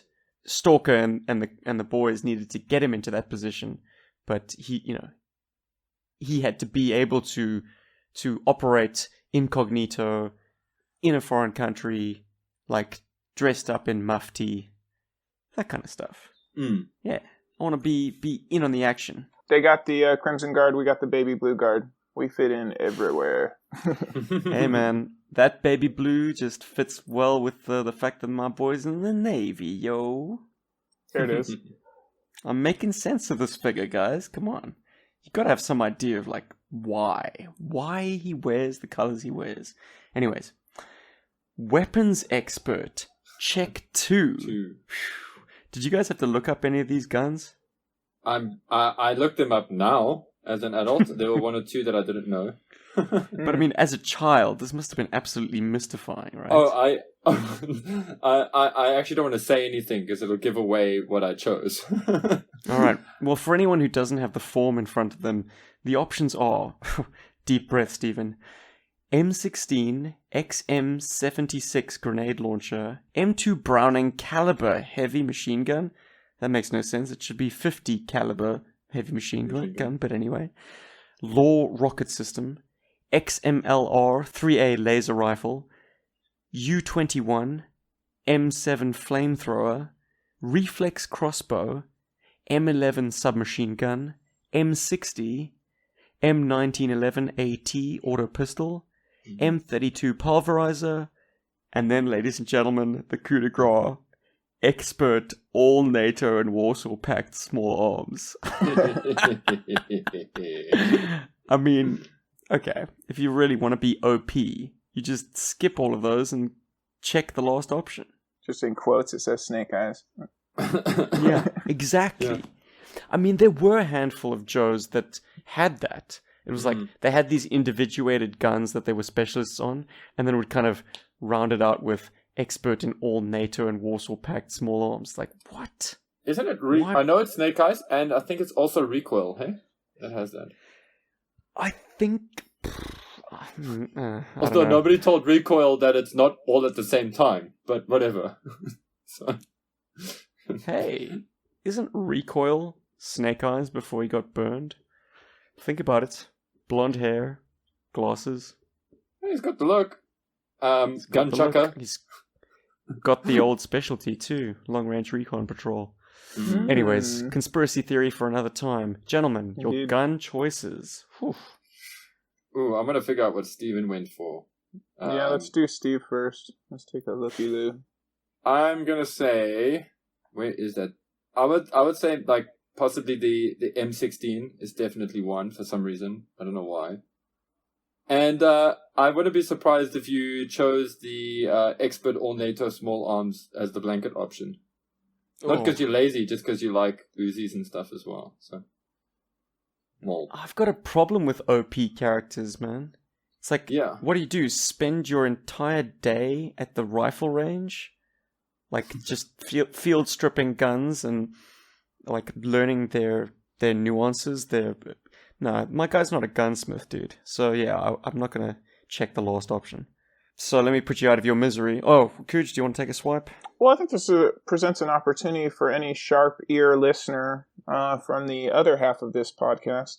Stephen was saying that the Crimson Guard machine gun was the sharpest in the line. I guess this is an opportunity not to defend that. But when we get to you, Paul, and you, dear listener, what's the machine gun that fits in your primary's hands? Is it the Crimson Guard? Which one do you favor? That's just a quick fire. I think I'd go with M16. It's general enough. It evokes, a lot of retro kind of action scenes. And probably the 2-time world champ for your secondary, the 1911. I think I'd probably go there. Gotta be. I mean, there's no other sidearm on the list. I love it. Gotta have it. Is that, I mean, so say we all? Did we all check the good old 45? Oh no, I was childhood me is a complete moron. I picked the M32 Pulverizer. Guess why? Because it sounds cool, and it was the only gun there that I didn't recognize. Because as a kid, David used to have this, not used to, still has this fat book on guns. And we would go through guns and guns and guns. And when we were watching action movies, it was always cool to point out, like, oh, that's a Swedish K, and oh, that's a Tech 9, and oh, that's a Mac 10, and etc. And we were also big into BB guns at that time. And a lot of the shops here in South Africa, primarily Chinese-owned video game stores, used to also sell BB guns. So we were gun nuts already. We were like, oh, I had like a Beretta BB gun, and I had a Colt Double Eagle, and then when the Glocks came out, David had like all the Glocks. So we were big into guns as kids. So I was like, okay, the Pulverizer is like the one thing there that I don't recognize. It's probably like the most badass gun ever. And then, yeah, as a kid, I chose Expert All NATO Small Arms, but that's only because I wanted an Uzi. And there was no Uzi on here. So, yeah. Well, the M11 It's isn't close that enough. the Ingrams. Yeah, it's the Mac 10, but like, not the gangster version. So, But yeah, like that's why I went with the Expert All NATO Small Arms. So that was me, Pulverizer and the Expert All NATO Small Arms. Can you gentlemen tell me who uses the M32 Pulverizer? And I extend this to our listeners. This isn't fair, I know, and that's I why know I you chose know. it. But this is a test for Cujo then. Oh dear. Oh How dear. much gun food do you have, brother? Pass, fail. Yeah, what is it, Paul? Who is it? It's Stalker's gun, dude. Oh. It's the original Stalker's gun. And it's a very cool little machine gun, actually. Well, little machine gun. Very cool rifle. It is the proto version of the Heckler & Koch MP5. Mm. Yep. And it's just cooler, somehow. So, Yeah, true. It was also the gun included with version 1 Duke. Yes, yeah. Not the gun on his card art, famously, but yeah, he came with a submachine gun, which was none other than a reuse of Stalker's. So yeah, I chose that because it was an actual accessory piece that kind of fits with this figure's vintage. The parts used were the parts that gun, shared toy bubbles with. And as an aside, for a while, I used to have a gas-powered M1911 BB gun that shot metal pellets. It was actually Michelle's. And I used to keep it close at hand because it's a great thing. Like if somebody comes into your house and you just shoot a whole bunch of those things in their direction, it's a great way to get close to them to smash them in the face with the gun. Because it's metal and it's heavy. I used to call that gun Duke. Because it's very Cool. government issued. Yeah. I'm that cool. I'm that guy. Of course. Yeah. The Colt is called Duke. Cooge, I don't suppose you're going to show some kind of cartoon love and say the XMLR. Maybe you're dramatic enough to use a flamethrower. It's Cujo, of course he is. Talking weapons in GI Joe, it is one of the more important things as an artist. I barely break out a ruler, but if I have to draw a gun in GI Joe, it's straight lines all the way. So I do respect. God, it's interesting to talk about guns because as a kid, now as an adult, you've actually seen what guns can do to people. And I don't know that it's weird because Americans love guns. I think I would lean towards OP. I would go 1911 just because it's like the home defense on the road kind of thing. But I'd probably go. And also, like, if you like the sculpting of a toy, if you spend your time poring over the little details, all the Steel Brigade guys whether they're A, B, C, D variants, or Goldhead, they all have a sculpted pistol on their right. And that pistol would probably be the Colt. Yeah, it would be, because M19 is usually, well, it used to be for Special Forces. I know it was Delta Force's gun of choice at one point. It was actually made for Delta Force, if memory serves. And of course, it also indicates that Steel Brigade is either ambidextrous or, sorry, Paulie, right-handed. Ooh, bird. The reach across. Nothing wrong with being right-handed. Right-handed world. I think I did use, and I do remember specifically, as a Steel Brigade, I would have two 1911s, one in each hand. And I think one of them was Lifelines. So that was probably my primary on my Steel Brigade, that silver pistol. Yeah. I think Lifeline uses a Browning, if I'm not mistaken. But hey, a silver pistol would always be a 45 in my eyes as well. Yeah. Thanks, Nice buddy. one, brother. Yeah. Okay, so you would have checked 1911 twice. Well, I would have done 1911 and then Expert, all NATO, Warsaw, but only in the respect that, like, I know which direction to point a gun. But, like, I'm like you, Steven. I probably would not lean too hard on being a gun specialist. Expert. The wording is expert. I'm Hey. afraid if you've checked that option, you spend a lot of time tinkering with guns, my friend. Well, fun fact, out of the three of us, and I suppose I have shared this before, but when my dad used to have his police buddies and stuff over, which was pretty much every weekend and occasionally sometimes during the week, on a school night, they'd all come back to our place to come and talk shit and whatever. I used to actually strip a Beretta, Jan Smith's Beretta. I used to unload it, take out the remaining shell, and I used to strip it. I used to take it all apart and put it all back together. Yeah, they showed me how to do it, and I did it. There's another gun as well that I used to take apart. It's a South African handgun, and I can't remember what it was, but I used to take those apart and put them back in. And I got to say, as a child, loading bullets into a magazine clip is actually quite difficult to do. So I think it's where I got my strong fingers from. It's like loading bullets into a magazine. So I would say that, coming back to the expert thing, I really do like firearms. I just don't own any anymore. Well, firearms is a loose term for what I used to own, but anyway, let's not go there. Bart's like, I got guns! Yeah, Anyway. we got two definite gun nuts within this trio. Wow, guys. Okay, OP. But here we get the last two categories, which really dictate how OP you are. You get to be a martial arts expert in not just one discipline, but two.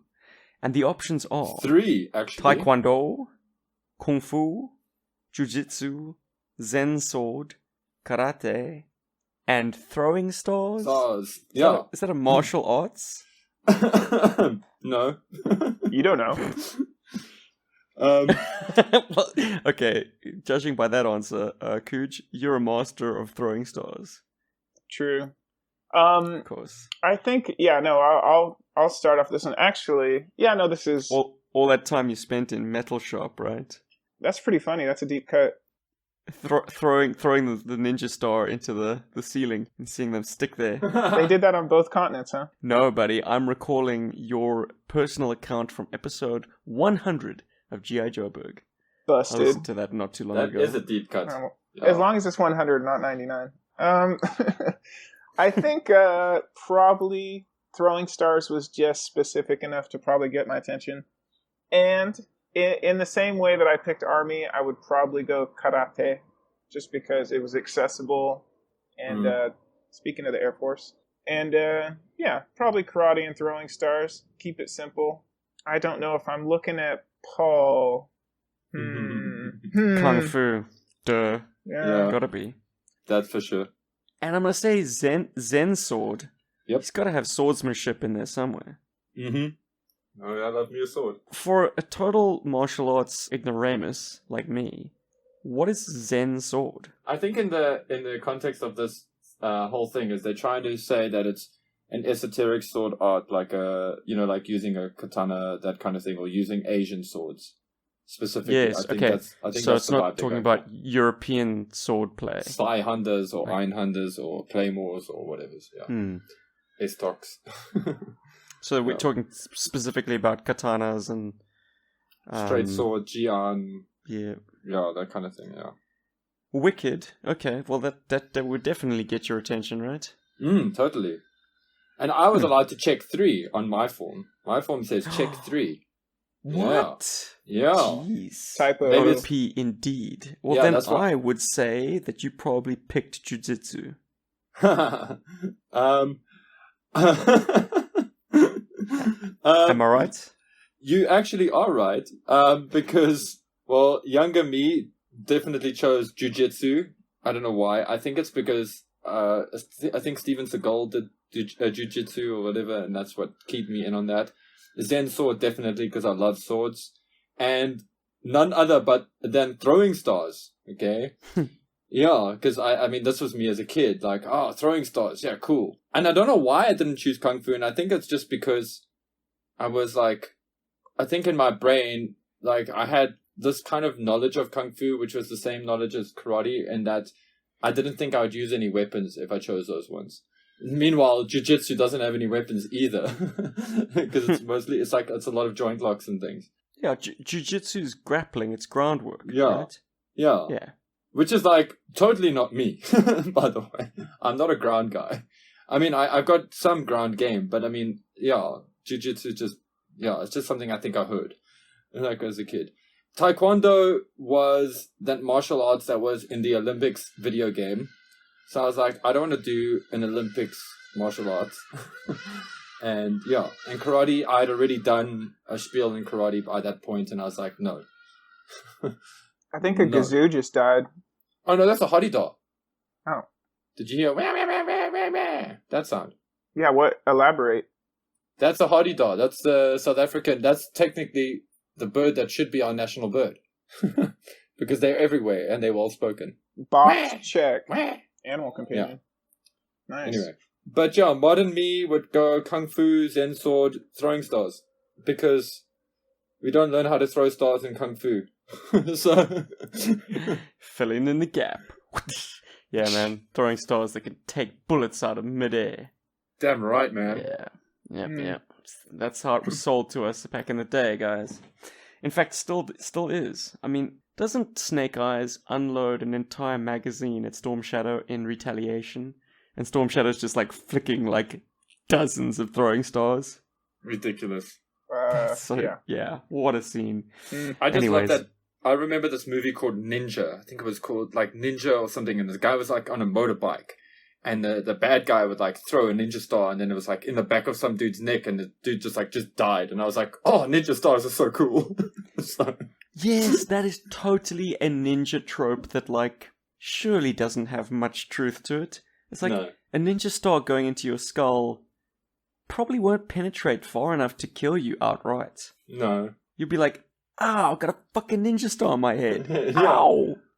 I like. You'll make a lot more noise. You'll set off the alarms even more readily if you've been struck by a ninja star. Exactly, man. Like the whole thing with ninja stars is and just being training as a martial artist and whatever. It's just there's a lot of weird shit that I've seen. Let's not put that out there. I've seen people do things that I'm like, oh, okay, a person can do that. That's amazing.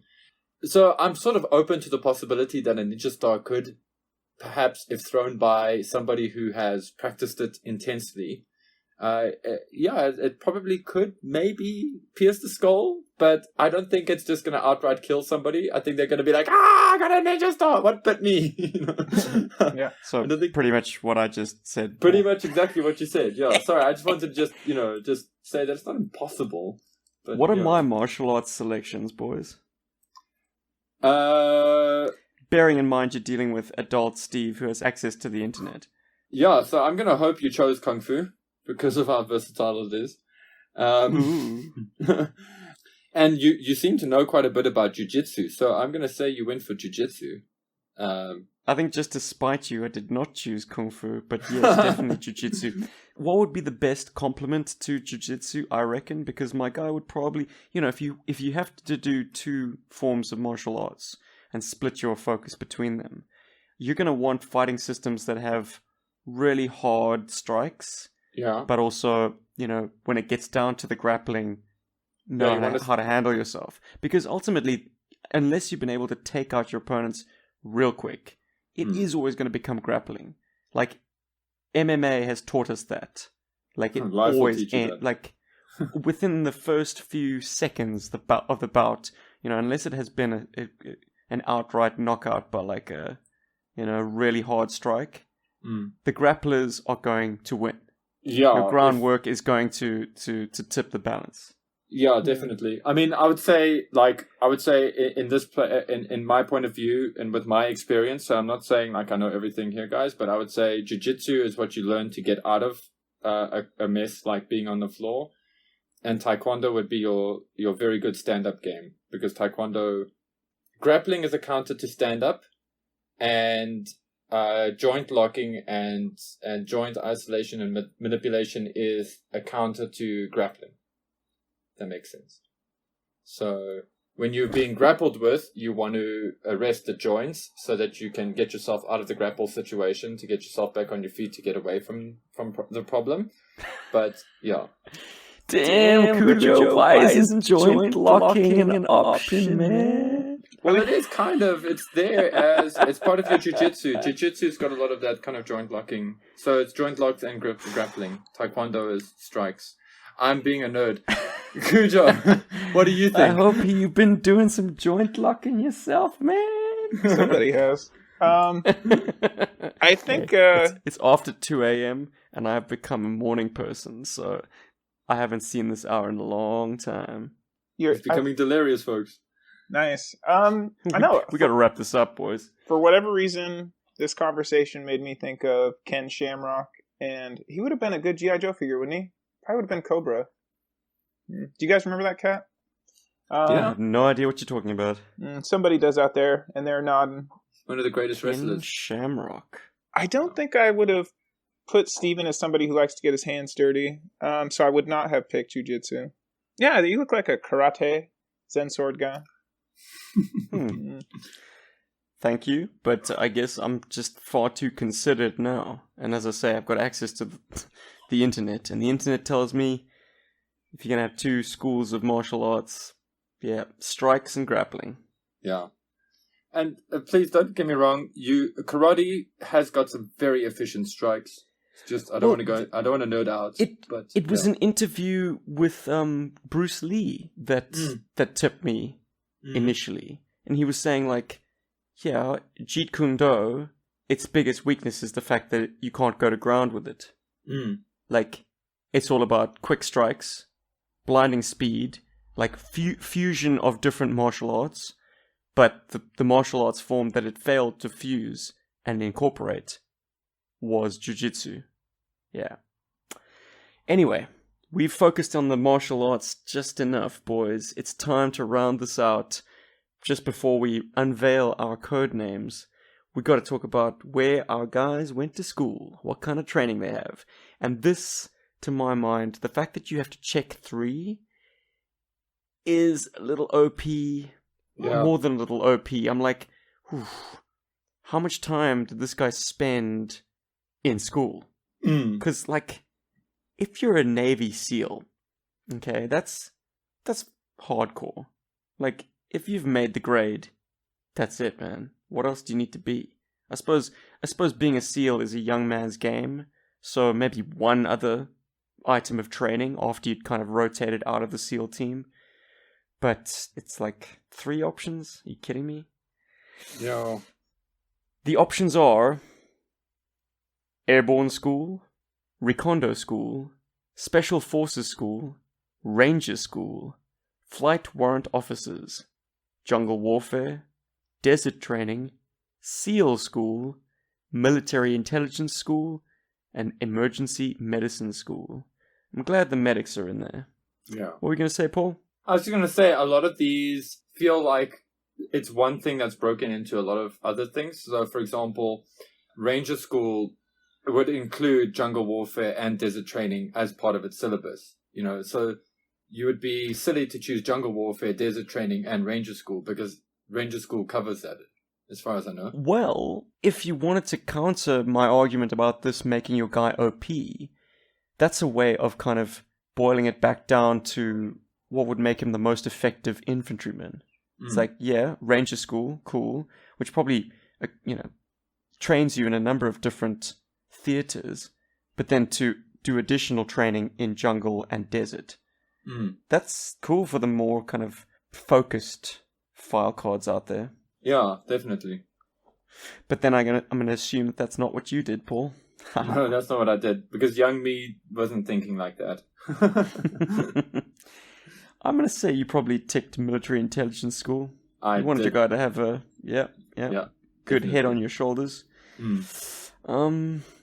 Maybe airborne school because it sounds cool.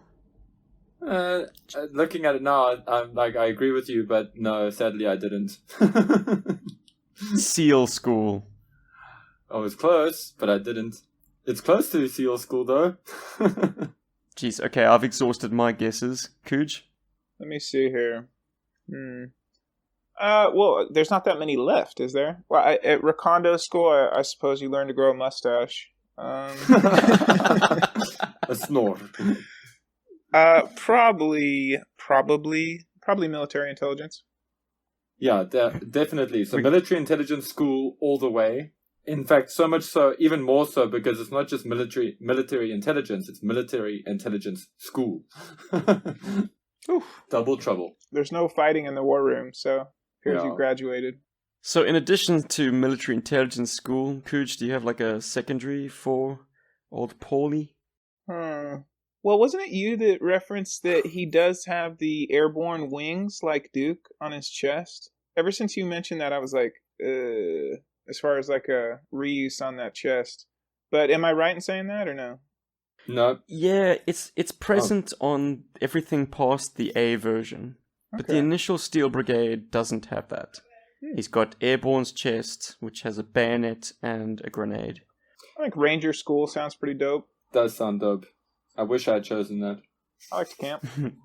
I also wish I had chosen SEAL school, but sadly, 9-year-old me was like military intelligence school, jungle warfare, and desert training, because I don't want to miss out on any of that. And my rationale was, because I was already special forces, I didn't have to do special forces school, you know? Don't forget about the Crustables. Yeah, exactly. Oh, cheat. I mean, if you were doing this logically, you would probably have to have done special forces school if you checked special forces. Duh. Which is also why I didn't choose martial arts as a primary military specialty, because we already had martial arts expert in three disciplines. So what's the point of like being a martial arts expert on top of being a martial arts expert? It's kind of redundant. And OP. It's like, and OP. geez. It's just stupid. I was like, no, I want options. I want like lots of disciplines. So yeah, so that's me. Adult me would probably lean once again to military intelligence, because I do like that quite a lot. But I probably would have fallen in with something like Ranger School or SEAL School, and not really feeling much of a need to then get a third discipline other than emergency medicine, because why not? But, you know, those things all feel like they're part and parcel, like they complement each other, I suppose. Mm-hmm. Cooge, I can only imagine you would have gone to intelligence school as well. Oh, thank you, brother. God, we're all spies. Being into the communications and counter-espionage. Yeah, I think I did see Dr. Strangelove pretty early on. And I love the concept of a bunch of people sitting around a table yelling about the decisions that, essentially decide the world. I probably would go military intelligence, probably some Ranger School just for the street cred. I'm not going to go 3. I agree. That's too much, man. I'm not that smart. So, probably Ranger School, military intelligence. I'm glad they put that in there. I'm glad they put intelligence in there. I know it's basic, but it's evocative. What about you, Steven? Let's see. We haven't guessed yours, or did you say yours? Nah, neither. See, you got to have SEAL school in there, don't you? If you're riding bomb boats. Maybe. Yeah, this is, once again, overpowered. It's like the only Navy specialization that I see in this list is SEAL school. Mm. So, by default, look, I'm envisioning that I'm probably the age that I am. So, my days as being like on the tip of the spear in the SEAL team, those are behind me. And that's why I'm now focused on the counterintelligence and flying the plane. Airborne. And well, no, I don't fancy being the guy jumping out, with the parachute.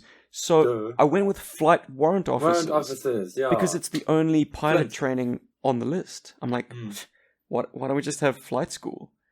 Like, I'm not a warrant officer. I'm probably, given my years, a captain or even higher by this point.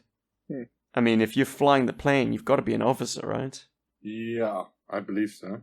Pretty much. I mean, Yeah. look, enlisted men or warrant officers get to fly helicopters, I think. Plus, I mean, I maybe- know I think in the Yugoslavian Air Force, or was it Norway or something? I was watching a video on an enlisted man who was able to fly jets. They just couldn't carry expensive missiles. They just got rocket pods and guns and stuff. It's quite cool. Noisy cricket. It's a good video. But yeah, man, it is a bit of a stretch to have to tick 3. Yeah. I would say everybody should just take emergency medicine just as a basic anyway, because but I mean, I think that's included in Ranger School, in SEAL School, definitely in Recondo. Yep. Yeah. So yeah, I think this was just for like, because you're a kid, right? So having a lot of these things allows you to, just be like, yeah, I'm OP. I'm a kid. Yep. Be the baddest Joe there ever was. And it does kind of fill up space on the GI Joe Combat Command file card. It Printer. totally does. So like now we have to work out who's code names. I mean, Cujo. Oh, I don't think this is a guessing game, Paul. It's time to do the reveal. So Cool. Cujo's into communications. He's into counter-espionage or counter-espionage. He's an expert at all NATO and Warsaw Pact small arms. That's right. He's also a corpsman. He's the backbone of any group. Quiet, efficient, powerful. 2 out of 3 is not bad. Yeah, man. When I first sent away for this figure, I was a big fan of the Michigan Wolverines.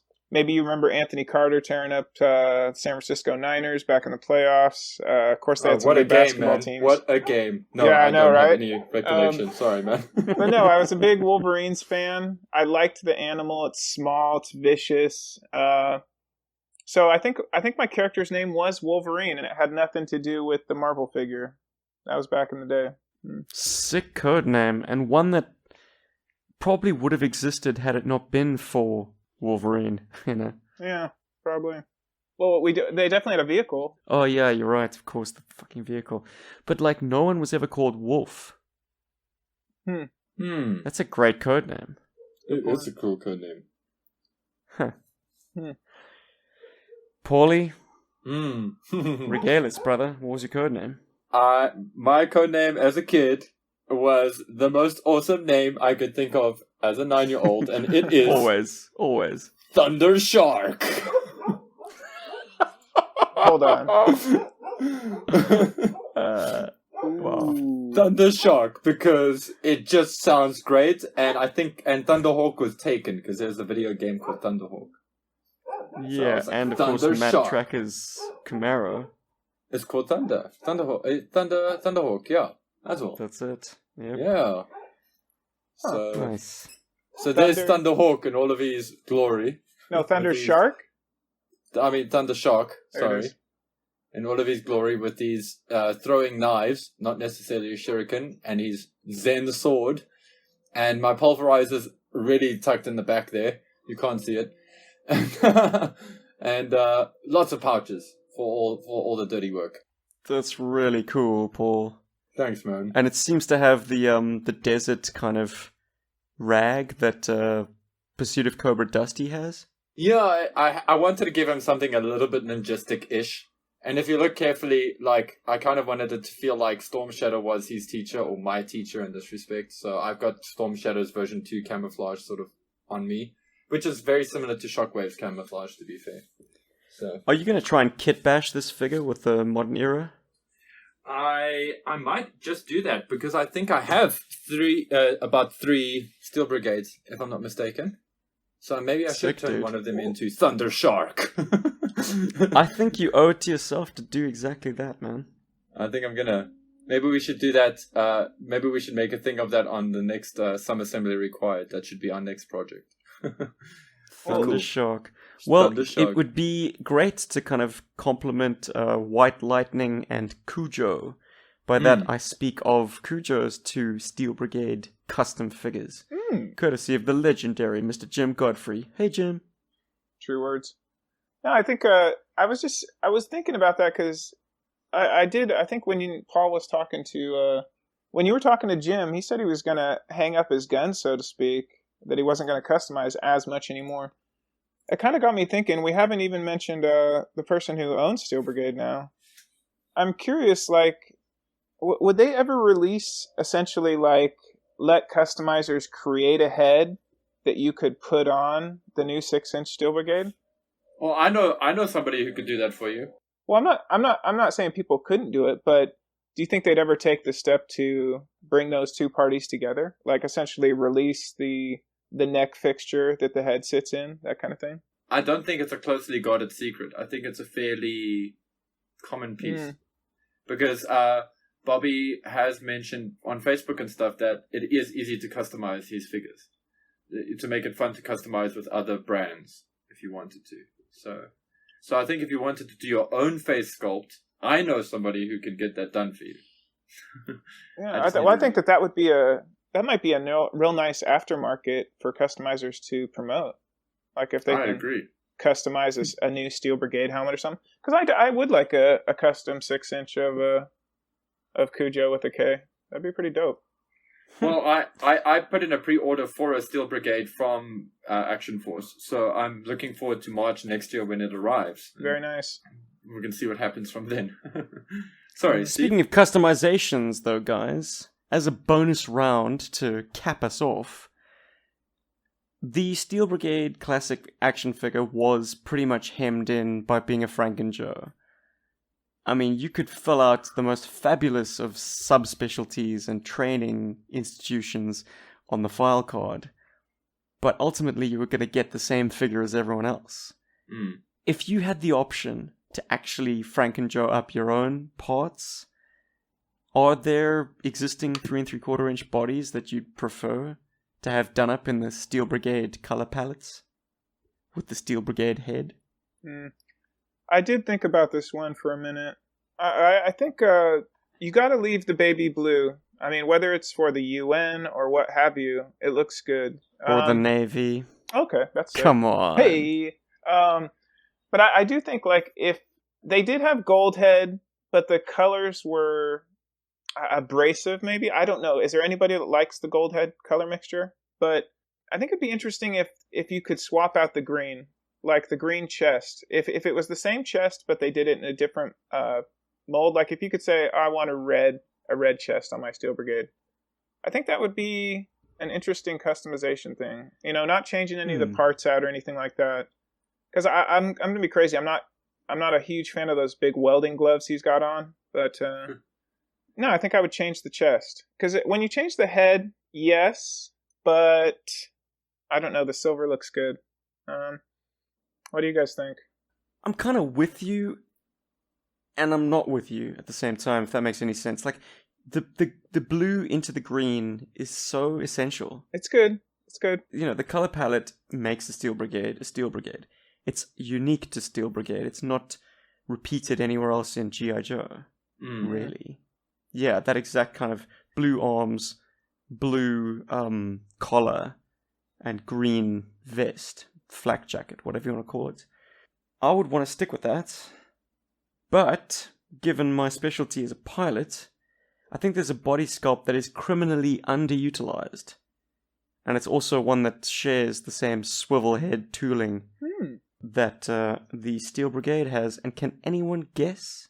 It's a wildly different color scheme to Steel Brigade, but it's a similar era of parts. I was gonna. You're talking about for the chest, eh? I'm talking about for everything. It's a straight head swap in this case. You're not talking about Wild Weasel, are you? I am talking about Wild Weasel, bro. Oh my god. Yeah. It's Wow, such a good... I was gonna say scrap iron. Sorry, yeah. Well, Steel Brigade is largely scrap iron. Yeah, exactly. But, so. guys, Wild Weasel's sculpt is so good. How did I guess that? So good. The pilot thing might have tipped you off, Cooch. Yeah, and as I say, criminally underutilized. It's like, can you imagine it in any other color other than that sort of candy red? I suppose the ascot would be the baby blue, no?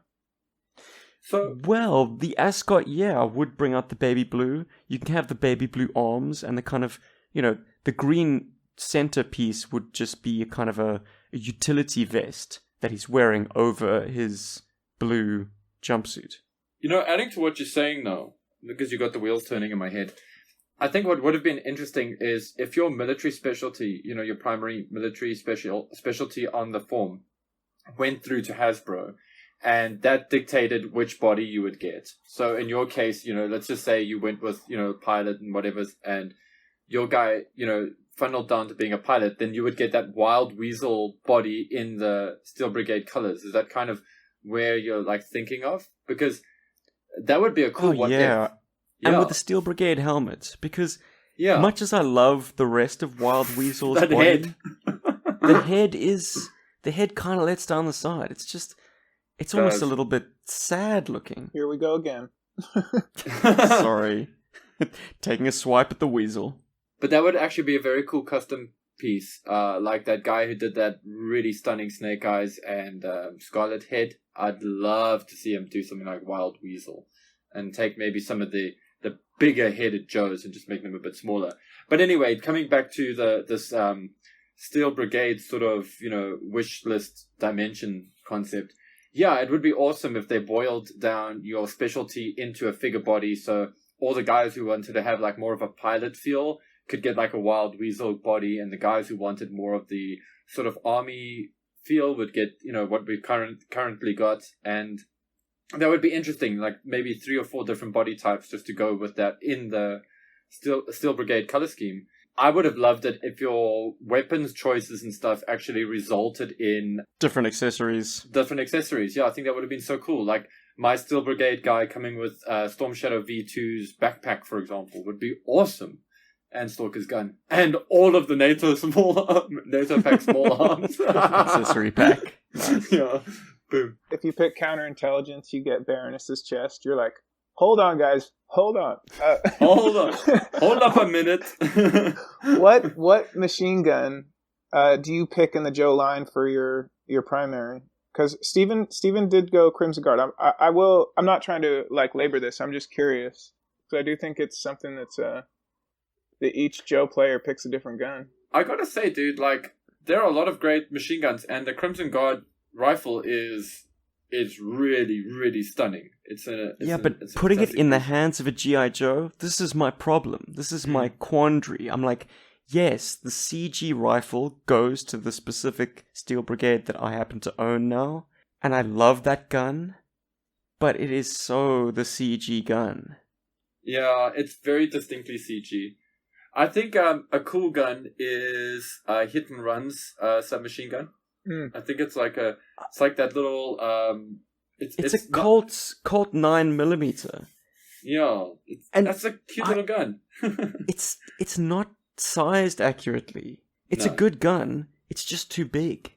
Yes, but I kind of like it in that proportion, if that makes sense. Like it kind of, to me, it feels like a slightly more high-tech feeling M16 because it's a bit shorter, it's stubbier, which makes it feel like, oh, okay, this is a modern version. There's another gun, and I can't for the life of me think of whose it is now, but it's such a great rifle as well. And unfortunately, it's just going to not manifest on the show. I think you're thinking about Leatherneck. Leatherneck's got a cool gun, but as a toy, it's a pain in the butt because it's really difficult to get into Joe's hands. That rifle stock is just a little bit too big to really feel comfortable with the fingers. But the pulverizer is great as well, I gotta say. Like, it fits nicely into the hand, and it tucks in fairly decently. Well, it doesn't have to tuck in. That's actually part of the beauty of it. And it pulls and it works, visually because of that. That's also great. That's a great weapon to give Steel Brigade guys is the Pulverizer, because it just looks nice on them.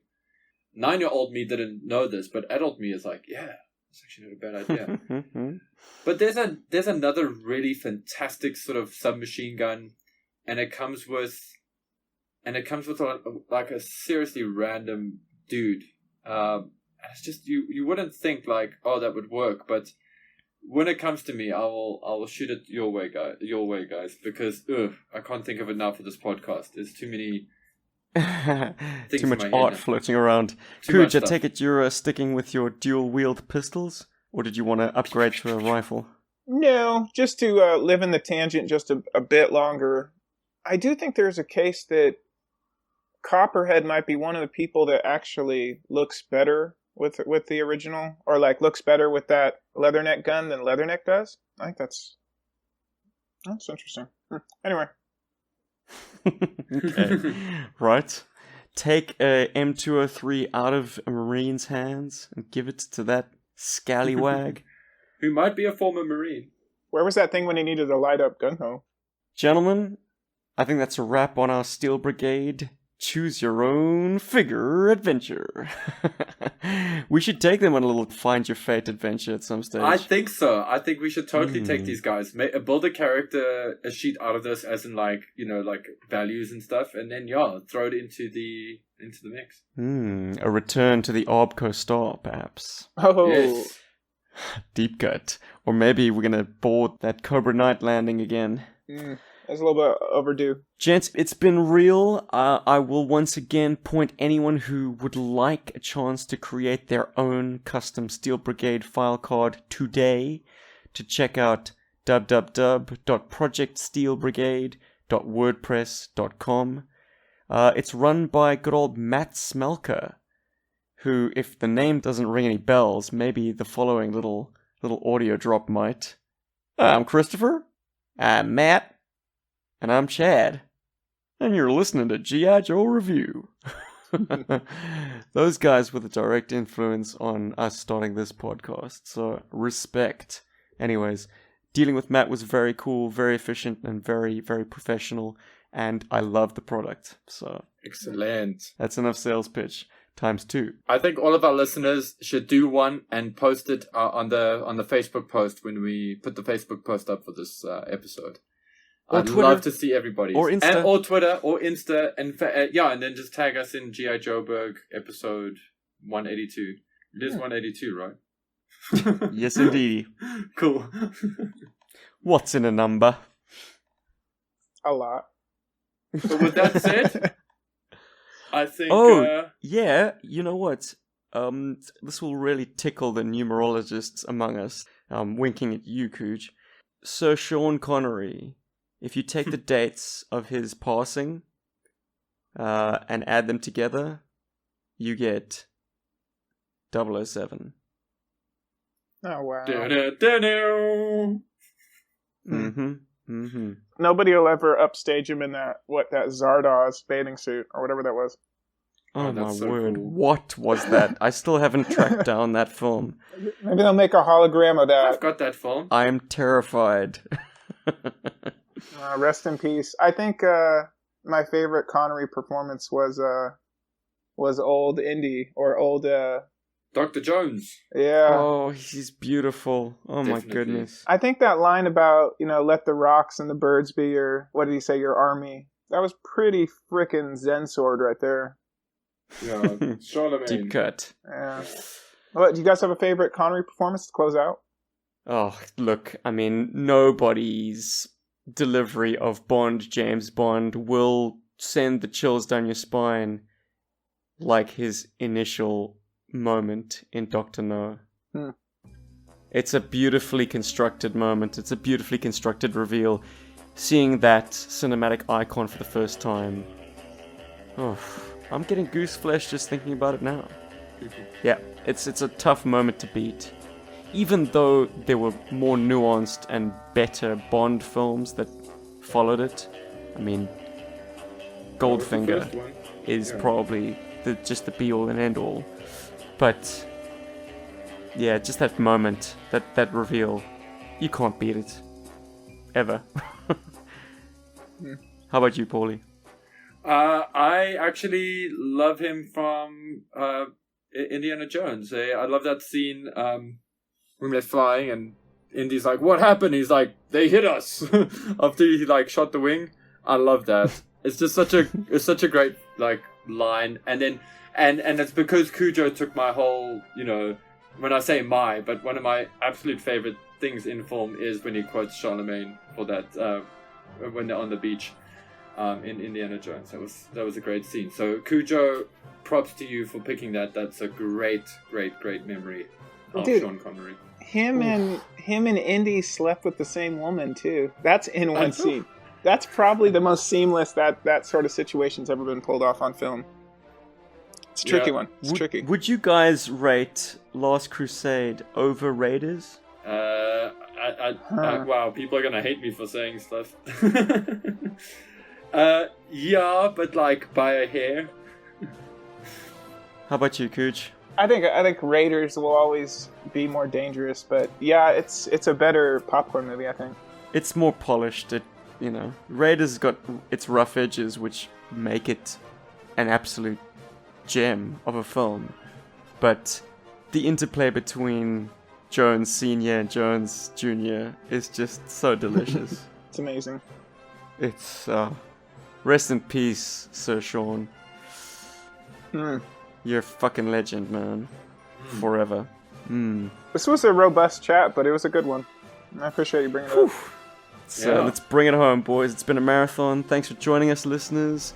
You can get a hold of us in all the usual places. If you're social on Facebook or Twitter or Instagram, at us. Or, hey, YouTube comments thread. That's a new thing. Jump down there and tell us about your Steel Brigade adventures and memories. What laughable specializations did you tick? Were you a master of Zen Sword and throwing stars? Or Jiu-Jitsu and Taekwondo? This is Steve saying, it's 3:15 in the morning. It's time to get my ass to bed. I got a plane to catch in the morning. A plane to catch in 4 hours. Nice. Well, the nice thing about planes is that they stand still and they wait for you. Haha. Hilarious. Hilarious. This is Paul saying, I've got an idea with Steel Brigade figures and I'll be checking in with the usual suspects soon. Catch you on the next episode. And of course I'm saying the universal way, but we may not be GI Joe, that's Hasbro, but we are Steel Brigade. Berg. This is Cujo on the West Coast, day 1 after election. Let's see what happens. Exciting times. Mm-hmm. Laters. Berg. Laters. Berg.